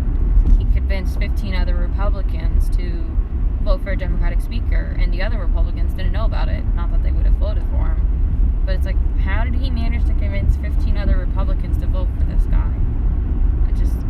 He really believed that Rozzi was going to turn independent? The guy's been a lifelong Democrat. I don't know. Rozzi's come out in the press somewhere saying that he was going to play them. Yeah, Rozzi basically said, I knew Cutler wanted, the Republicans wanted to use me, so I wasn't going to follow through. just like, wow. I'm not surprised, but I'm surprised he admitted it, is what I was surprised. So we had, more than a dozen Republicans that somehow forgot that the game is all about playing politics. Yeah. Merktron says, in response to my question, $. Yeah, there's that. Yeah. Who knows? Maybe they were getting special committees. Who knows? Or donations or whatever. We got rid of one of our bad legislators, Pat Brown. Yeah, but he's back. And Shapiro brings him back in. I know. He's in charge of the PA Department of Revenue. Yeah, which is horrible. That's horrible that he's back. So we get on 380 by taking Route 611 up here. Yep. That was a hard-fought election that some of our grassroots groups worked hard to get him out. And they succeeded. But they got the snake back in there. Yep. They appointed him in there. The Democrat did. Yep. So. The other thing I don't get, because you brought up Shapiro, I know this is a side tangent, is why did he and Governor Devine of Ohio agree that they should set all those cars on fire? I don't know. That's something. Because only one car was leaking, yet we emptied all of them. I think those governors are more culpable in this East Palestine accident than. Yeah. People aren't looking at the governors. They should be looking at them. I really think we should be taking a harder look at their involvement in that whole incident. And then the Ohio governor saying, well, I would just go back to my home. You don't live there and you're not going to help the people. It just I don't understand it. You would think that as human beings we want to help somebody when something like that happens. And when we put other people up into hotels that come into this country illegally, but we can't put up a little town, it just irritates me. And I don't know if the EPA ever did the testing. Did they ever come test the water or the air or anything? You go to the Toby Hanna Army Depot to the right. Ooh, cool. Field trip. Another day. Merktron says, Shapiro is terrible. Did you notice every county in PA voted Republican except 4 or 5? I think it was 5. I didn't look at the county-wide map for that. I wouldn't be surprised, though. I would guess that the ones that didn't vote Republican would be the ones near, like Allegheny, Pittsburgh area, the ones near Philly would be my guess. Unless there was one near Penn State, because unfortunately Penn State College is very... Center County probably went blue. Probably.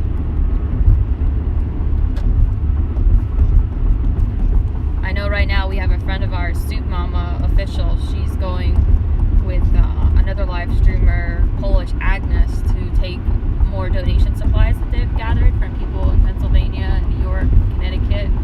They're doing another run to East Palestine, Ohio, to give people canned food, paper products, cleaning supplies for the residents of East Palestine, Ohio, and the eastern PA towns that are affected, because they're still not getting enough help.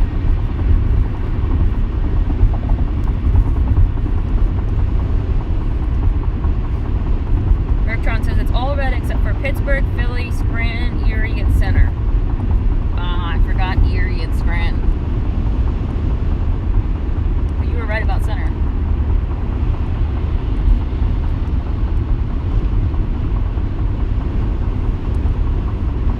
Yeah, it's a shame. All I can say is we gotta get better people in office, and if you're not running for office, you need to be helping people who are running for office. People need help with campaigns. It's a lot of time, a lot of money, door knocking, handing out brochures, talking to people. It's the only way we're ever going to get things back, I feel, is if we go back to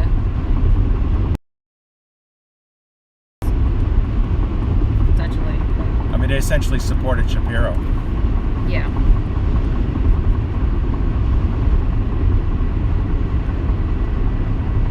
Which is crazy.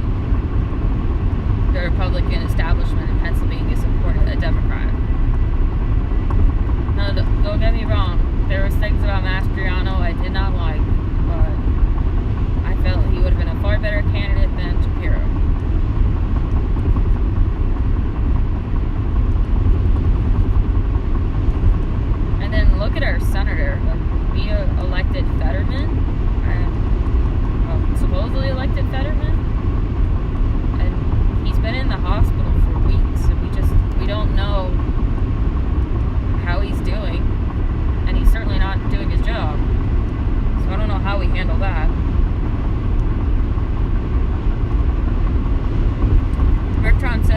think a state electoral should maybe be a thing moving forward. Counties like mine, Clarion, are highly underrepresented due to population. Well, that's an interesting concept. So that would mean that each county would have like its own like electoral votes. You would do it by congressional district. Okay. If you win the congressional district, you get the electoral vote for that district. I believe Maine does that, and I think maybe Nebraska may as well. Oh yeah, I think you're right. They divide their electoral votes by congressional districts. That's maybe one of the few hopes if Pennsylvania is going to be pretty much a blue state. It's the only way. Because if you look at a map, if you look at the whole map of the U.S., where they color the counties, county by county, blue or red, you look at that map and you say, it's a red country. Yeah. It's just the cities are where the blue spots are.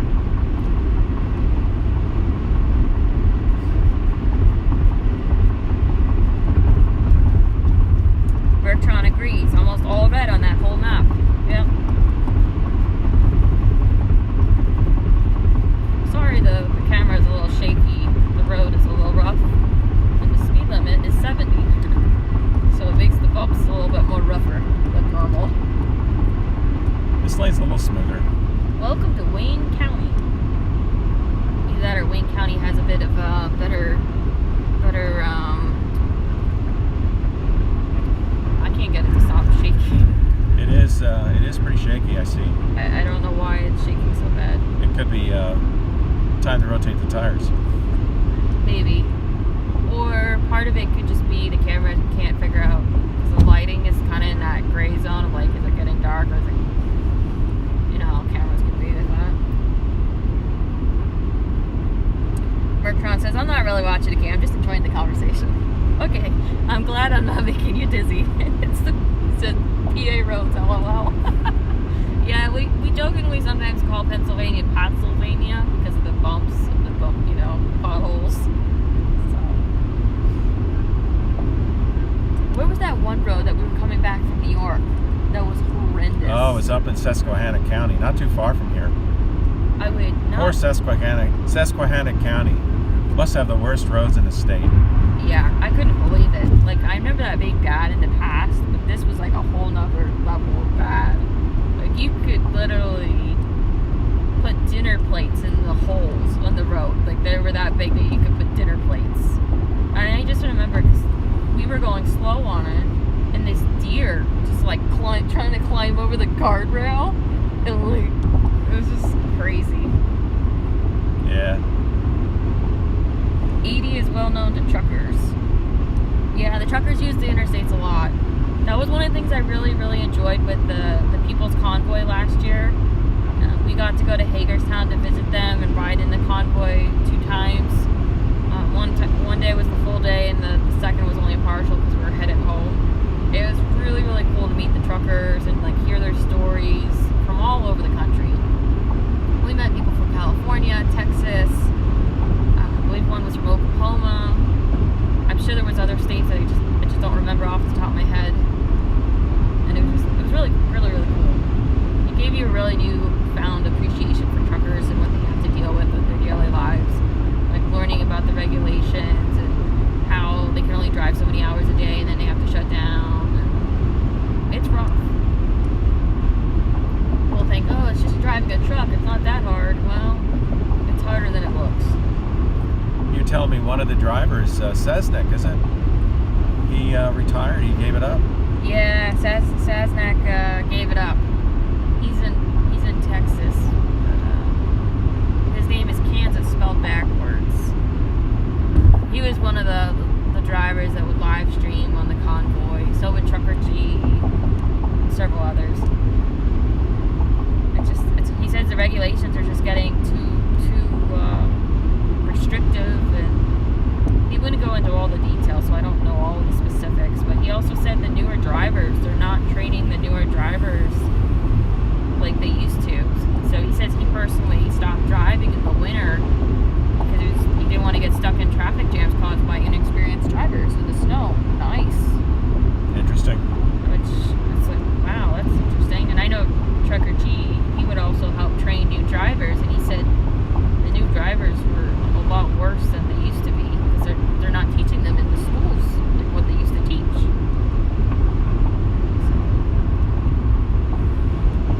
gotta wonder what the schools are teaching. Yeah, I don't know. I know there's been talks about doing like automated truck drivers, and that's kind of scary. Same thing with like automated cars, self-driving cars. I don't think that's a good idea at all.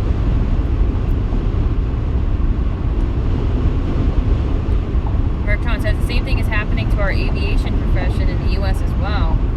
Yeah, I've heard some of that in the news recently, that there's been some issues with aviation. I heard that they're also changing the requirements for who gets to, fly the planes, basing it more on, do you check this box versus, your skill set, which is kind of scary, because I don't know about you, but if I'm flying, riding in a plane, I'd want a pilot who knows what they're doing. I don't care what color they are. I don't care what language they speak. As long as they know how to take off and land us safely, that's all that matters to me. Imagine a world that's not based on merit. And that's the world that some of these folks want. It's like mass incompetence.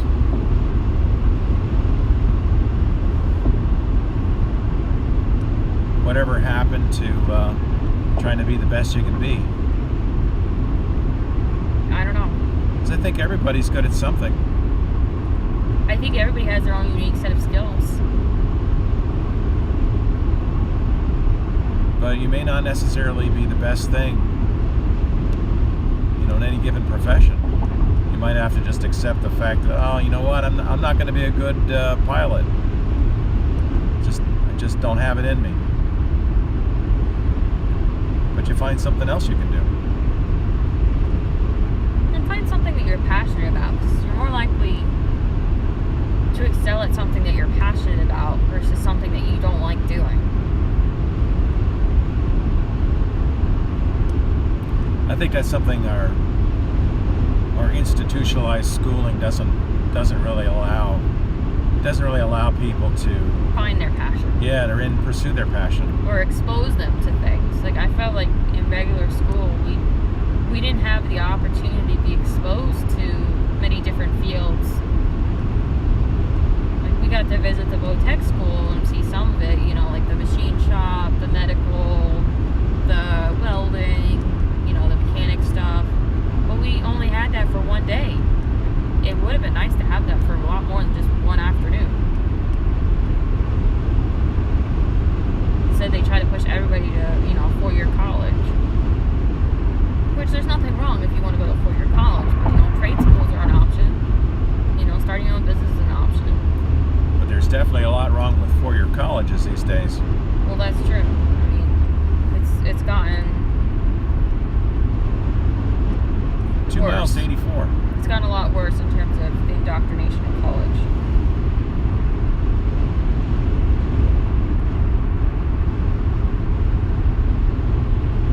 Bertrand says you should check out the recent video of Congress interviewing Biden's new FFA nominee. He couldn't answer a single question about aviation. It's scary. He checks the race box, though. Yeah, see, that's what I was talking about. Like, I was hearing stuff about that. They were trying to put people in that they don't know anything about flying. It's like, that doesn't make any sense at all. I mean, look at our, transportation. I guess, do they call them secretaries? Yeah. Like, aren't they all cabinet positions? Yeah. So, like, the transportation secretary for the United States, he doesn't seem to know much about transportation. And then we got the one who's in charge of the nuclear waste, who likes to go steal women's luggage. I'm not sure he's the best guy to have in charge of nuclear waste. Now, tell me that guy got fired, please. Last I checked, he was still employed. See, this is the insanity. Yeah. He didn't do it once. He did it twice. I assume he's still employed. I hadn't heard he was fired, but... Does Biden have like a 3 strikes policy for his cabinet members? Like, you screw up 3 times and you're out, or I honestly is it an unlimited thing? Hey John, welcome back. Bertrand says I was with the nominee to the head to the FFA. Just crazy. I don't understand it. So we're looking to go all the way to 81, right? Yes.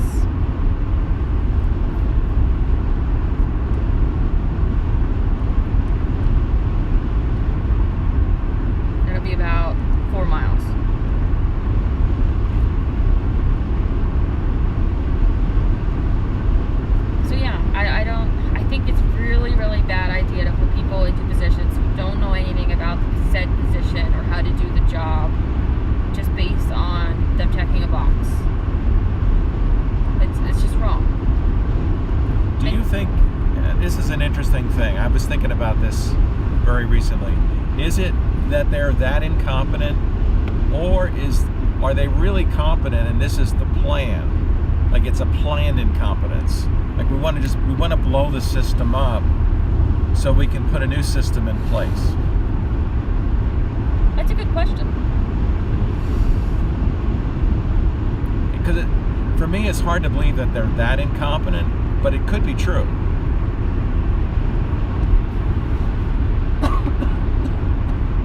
I mean, after all, we have a debt now of $31.5 trillion. We didn't get there by being competent. No. And it wasn't just one party that's made that debt go up. No. Both parties are responsible. This is true. And they both need to be held accountable.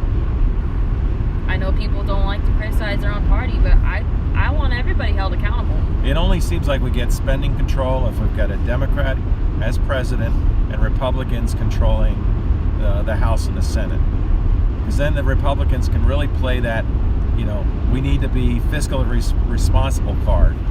But when the Republicans are in control, they manage to find things to spend the money on too.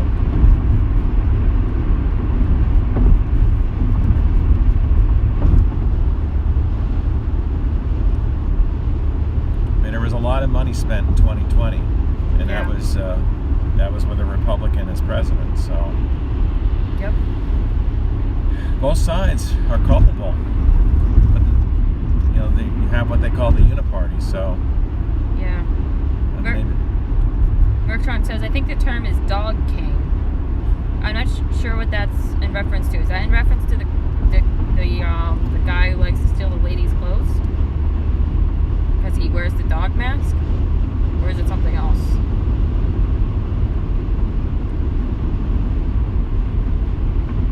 I'm sorry if I got that really wrong. That's okay. He's referring to my previous statement. The nominee to head the FFA, I think the term is dog king. I'm going to apologize, I'm not getting it. But it's been a long day. But yeah, the other thing I noticed when I was applying to colleges over 10 years ago, they were all about wanting to know your race in terms of like acceptance. Like they're trying to beat that quota of having so many, whatever it is. And it's just, I feel like that's wrong. You shouldn't be looking at students based on their color or their race. You should look at their students based on their, achievements. How do they do in school? How do they do on testing? Because another thing they did is a lot of schools, they got rid of the SAT scores or the ACT scores that you could take to, see where you would place in college. And it's just like, I just feel like that's dumbing us down as Americans by doing that. I get it. Not everybody tests well. I totally get that. But you gotta have some kind of baseline to know, are you going to succeed in college or you're not going to succeed? It's just the way it goes. It's the Wyoming Valley. And I feel like a lot of these schools accepted people based on other reasons rather than their academics, and they're not doing well. They're not succeeding.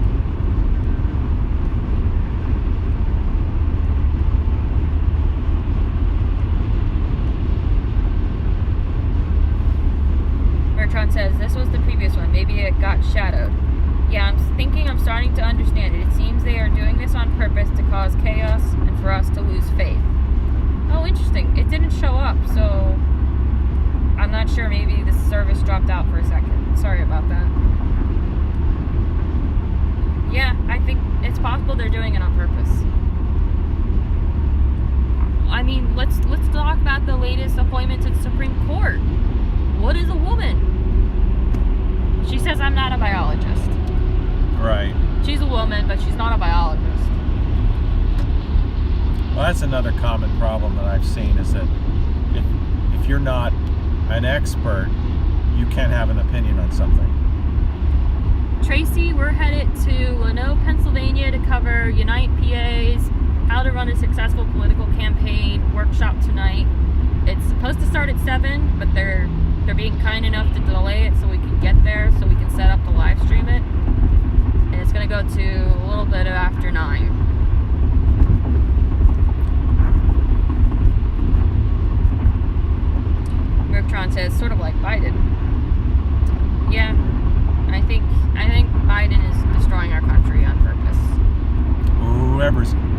strings anyway. Yeah, because let's be honest, Biden's not competent. I feel bad for the guy, but I think this is elder abuse. He shouldn't be president. He's clearly struggling. I can't feel too bad for him. He's a crook. Yeah, I get that. But as someone who has a lot of health issues, I understand when someone has health issues. It sucks. It's not fun.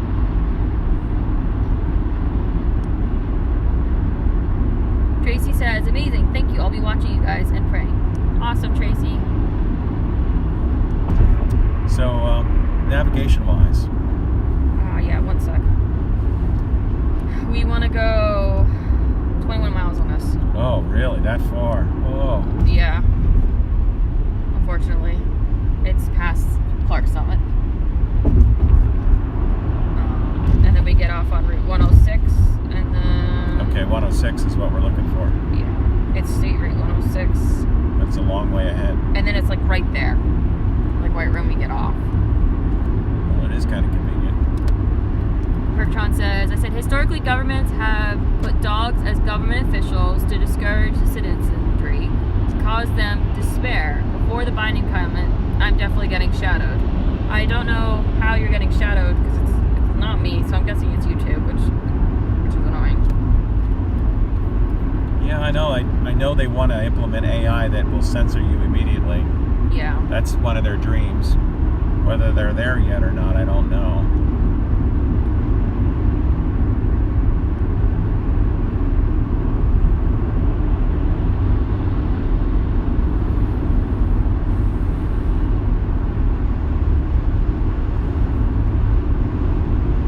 It's really hard to believe that so many people are on board with this censorship idea.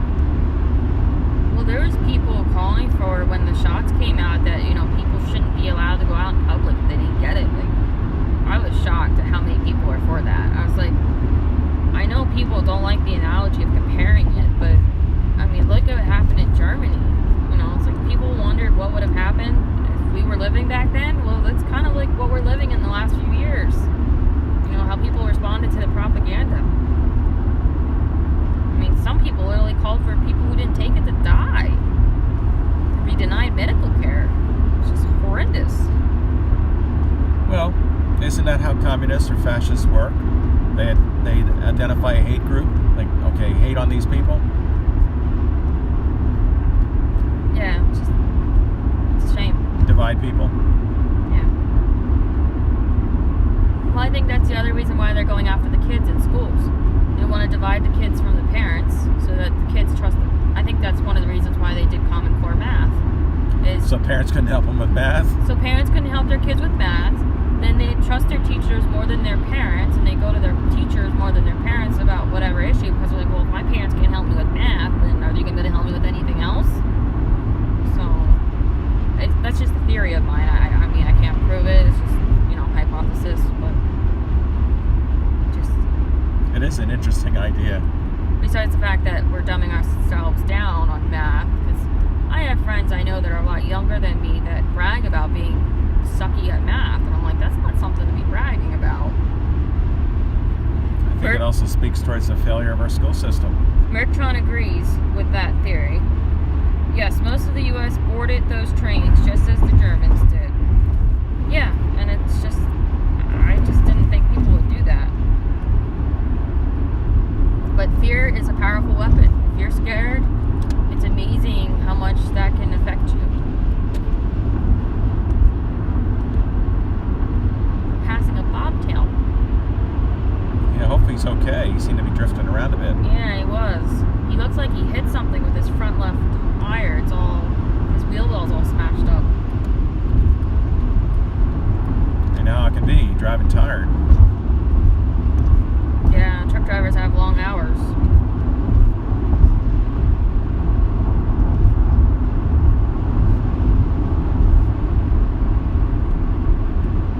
And you also look at, the stuff that they've been pushing the last few years. Someone brought this up on Twitter, talking about, they call it toxic masculinity, talking about how men are toxic because they're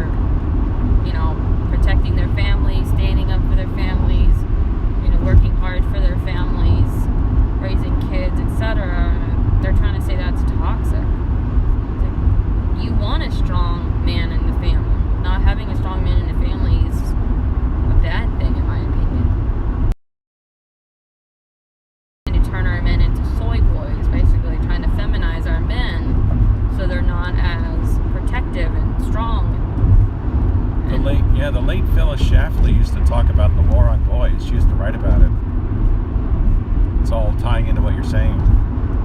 Yeah, and it's interesting that it's happened in the last few years, considering, with COVID and everything, and then now that they're going for the kids with certain things, with the gender and stuff. It really seems like they're trying to destroy the family.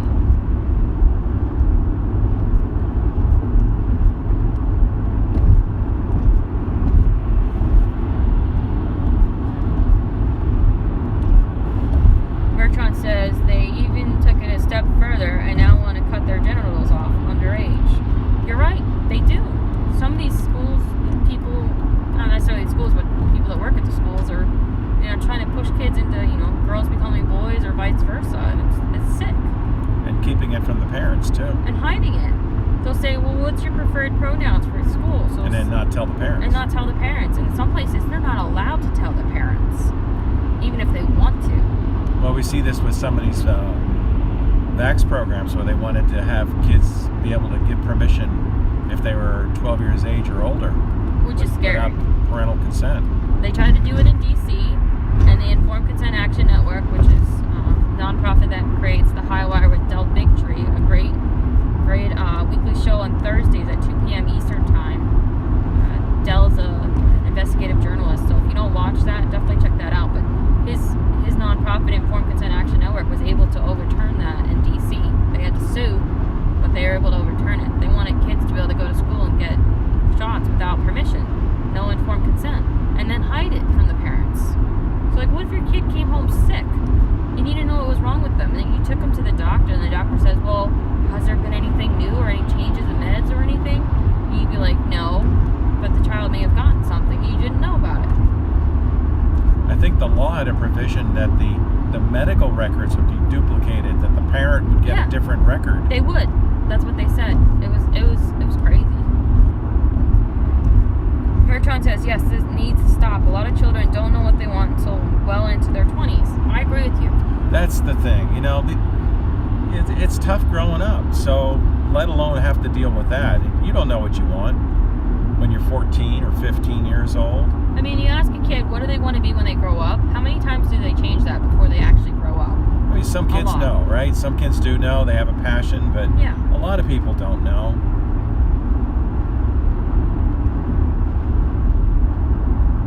Just because a boy likes to play with dolls doesn't mean he's a girl. And just because a girl likes to play with race cars or dinosaurs doesn't mean she's a boy. It just means they like playing with different toys. I think once you become an adult and then you figure this out, it's like, okay, this really is an issue. I think we know one person that changed their gender. Yep. They seem to be very unhappy, and they changed their gender, and they're thriving. They seem like they're doing well. Yeah. They were very, very depressed. But they didn't make that decision when they were a teenager. I would say they were probably in their 30s, you think? I don't know, 20s at least? Late 20s, early 30s maybe. But they're doing a lot better. Bertrand says, I knew a few tomboy girls as a child, and they're all married now and happy with children. Yeah. How often does that happen? A lot, right? Yeah, there's a lot of people who are like that. I was probably like that too. So, I grew up with my brother. And that's a good thing, because that's, there used to be a stigma against things like that, but I don't think that really exists anymore in our culture. It's like, hey, whatever. You're a girl and you want to be a tomboy, there's nothing wrong with that. Hey, look, there's your exit, Dad. Oh, yeah. You got an exit. That's kind of cool. There's a disabled vehicle up ahead on the curve. Yeah, I really think it's to destroy the families, separate people. So I think they're doing that also with just race in general. They were trying to pit people against each other. Because if you have unity, then people will realize who's really trying to control them, which is the government. And then they might do something about it. The one thing that I noticed, especially when we were involved a little bit with the convoys, and, got to meet a lot of people that were involved in that, it seemed like the people that were more likely to be awake were the ones that had a religious grounding, that they had religion in their life. those that don't have religion in their life seem to be the ones that are they're more brainwashable, if that's a word.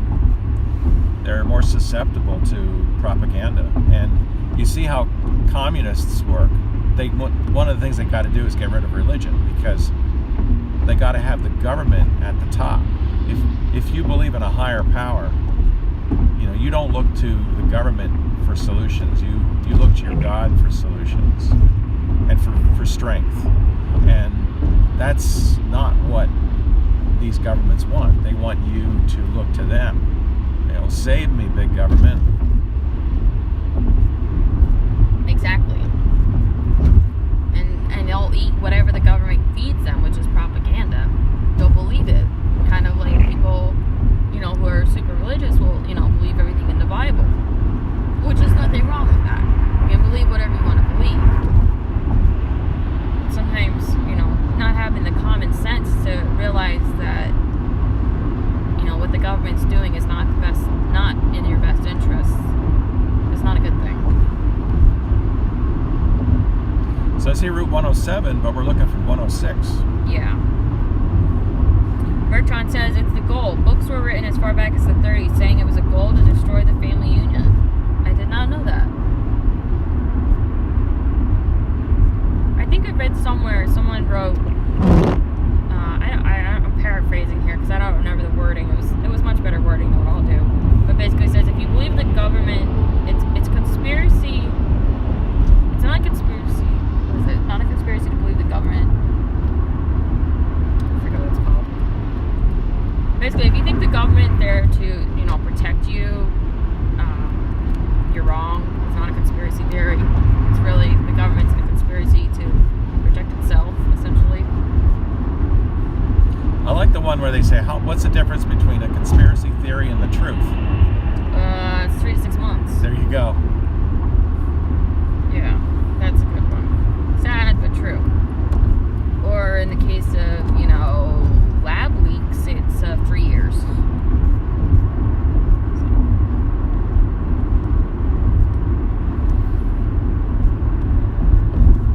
So we got about roughly 8.5 miles to go. Okay. We're coming. Probably about 8 minutes late, which isn't terrible considering our first event went longer. Oh, it calls it Lanouville. Huh. It wrote Lano on the flyer, so that's what I thought it was called. Could be a different place. Bertrand wrote the same thing. 3 years sometimes. That's funny. It all depends on what narrative you're listening to. Yeah.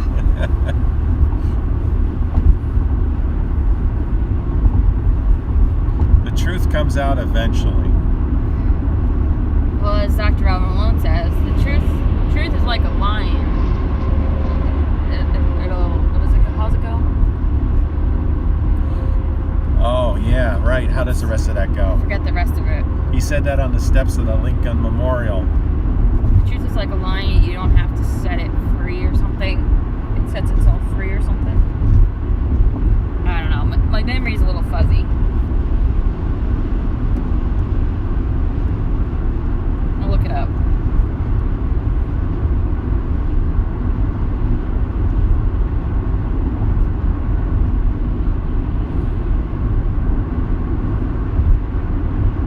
The truth is like a lion. You don't have to defend it. Let it loose. It'll defend itself. That's how it That's goes. what he said. That was Augustine of Hippo who said that. Okay. The original. The original.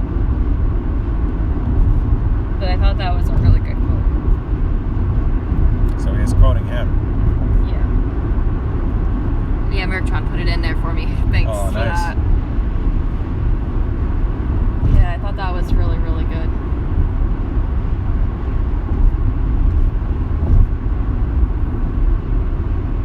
Endless mountain regions. Like I said, I feel like we're just climbing and climbing. Lots of cool rock outcroppings, though.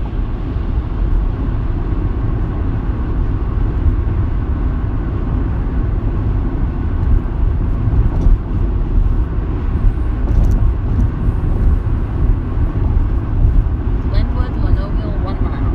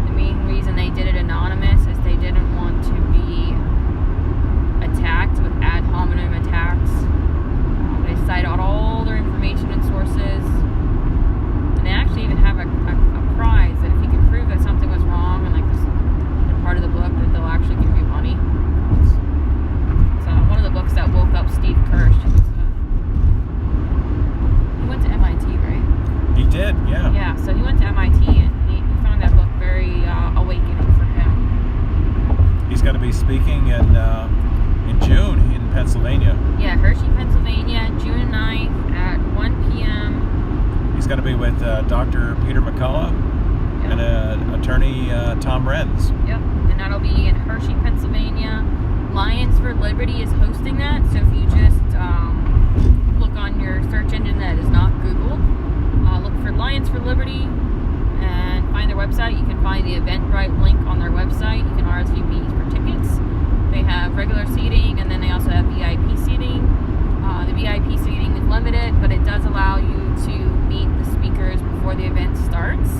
So if you've ever wanted to meet any of those people, you can meet them. I know both of us are planning to attend and help out with the event, so we're really excited to attend that event.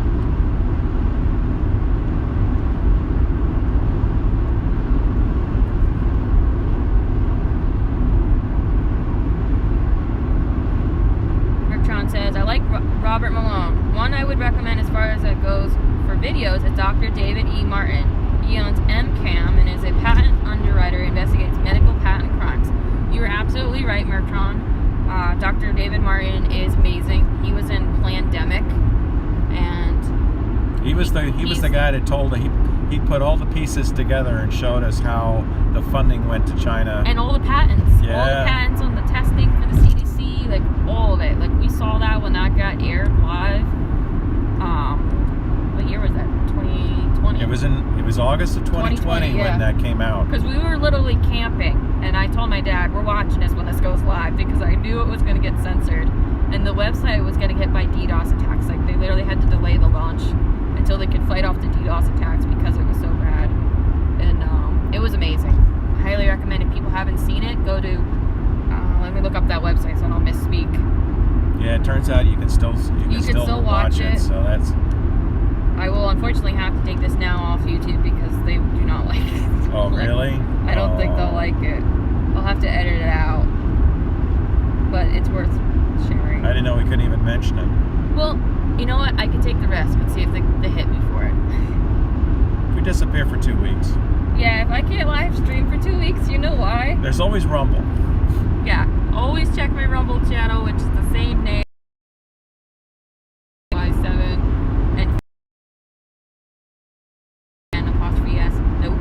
Unfortunately, we're not set up to deal with the chat, though. Yeah, the Rumble chat, unfortunately, is hard. He's like, sorry, guys. It's okay. It's plandemicseries.com for those who haven't watched it. I highly recommend you watch it if you haven't. It's very, very enlightening. I have to wrap up the stream now, though, because we're about a mile and a half roll into the bag. So we'll definitely catch you guys live very shortly. We're going to be setting up inside to live stream this event. Bertrand says, Rumble is where I found you, but wasn't getting through on the chat. Yeah, sorry, we're not able to monitor. I don't know, what do we got to do to be able to monitor the chat in Rumble? I have to have it open on my phone is what I have to do. I guess the laptop will be helpful for that. Yeah, I'm sorry, Mertron, that's my fault. I should have had it open. Ignoring all of our fine Rumble viewers. Sorry to those watching on Rumble. I wish... Oh, Joey, let's see, are you Joey Meatballs on Rumble? Oh, you must be. Yes, he's so, I'm reading your comments now, that's hilarious. Like how you described the one guy. He described the guy who's stealing the women's luggage as a sexual deviant degenerate. Which way do we go? We gotta go left. Left? Left. I'm sorry, I'm cracking up over here. It's clear. All right, it looked clear to me too. They are the useful idiots and truly not intelligent enough to see what's happening and acting on emotion. Yeah, that's really true. So yeah. Junction 92. It says we turn right up here on the right, and then it's right there supposedly. Yeah, there. And that's the building. Oh. So it's like you gotta. I'm not sure how you get in. I guess I could have came in that way. Yeah. All right, guys. So we gotta wrap up. We gotta run inside and get set up. I think we might have to turn around because I don't know if we can get through here. Oh, really? Yeah, you All right. can't. I'm sorry, I screwed up. Well, the right. beauty about being here is it's fairly rural. You can do All a right, U-turn in the Bertram intersection. and John, we'll see you in a few minutes. We're gonna go inside and set everything up. Thank you so much for joining us on the ride. Talk to you in a few.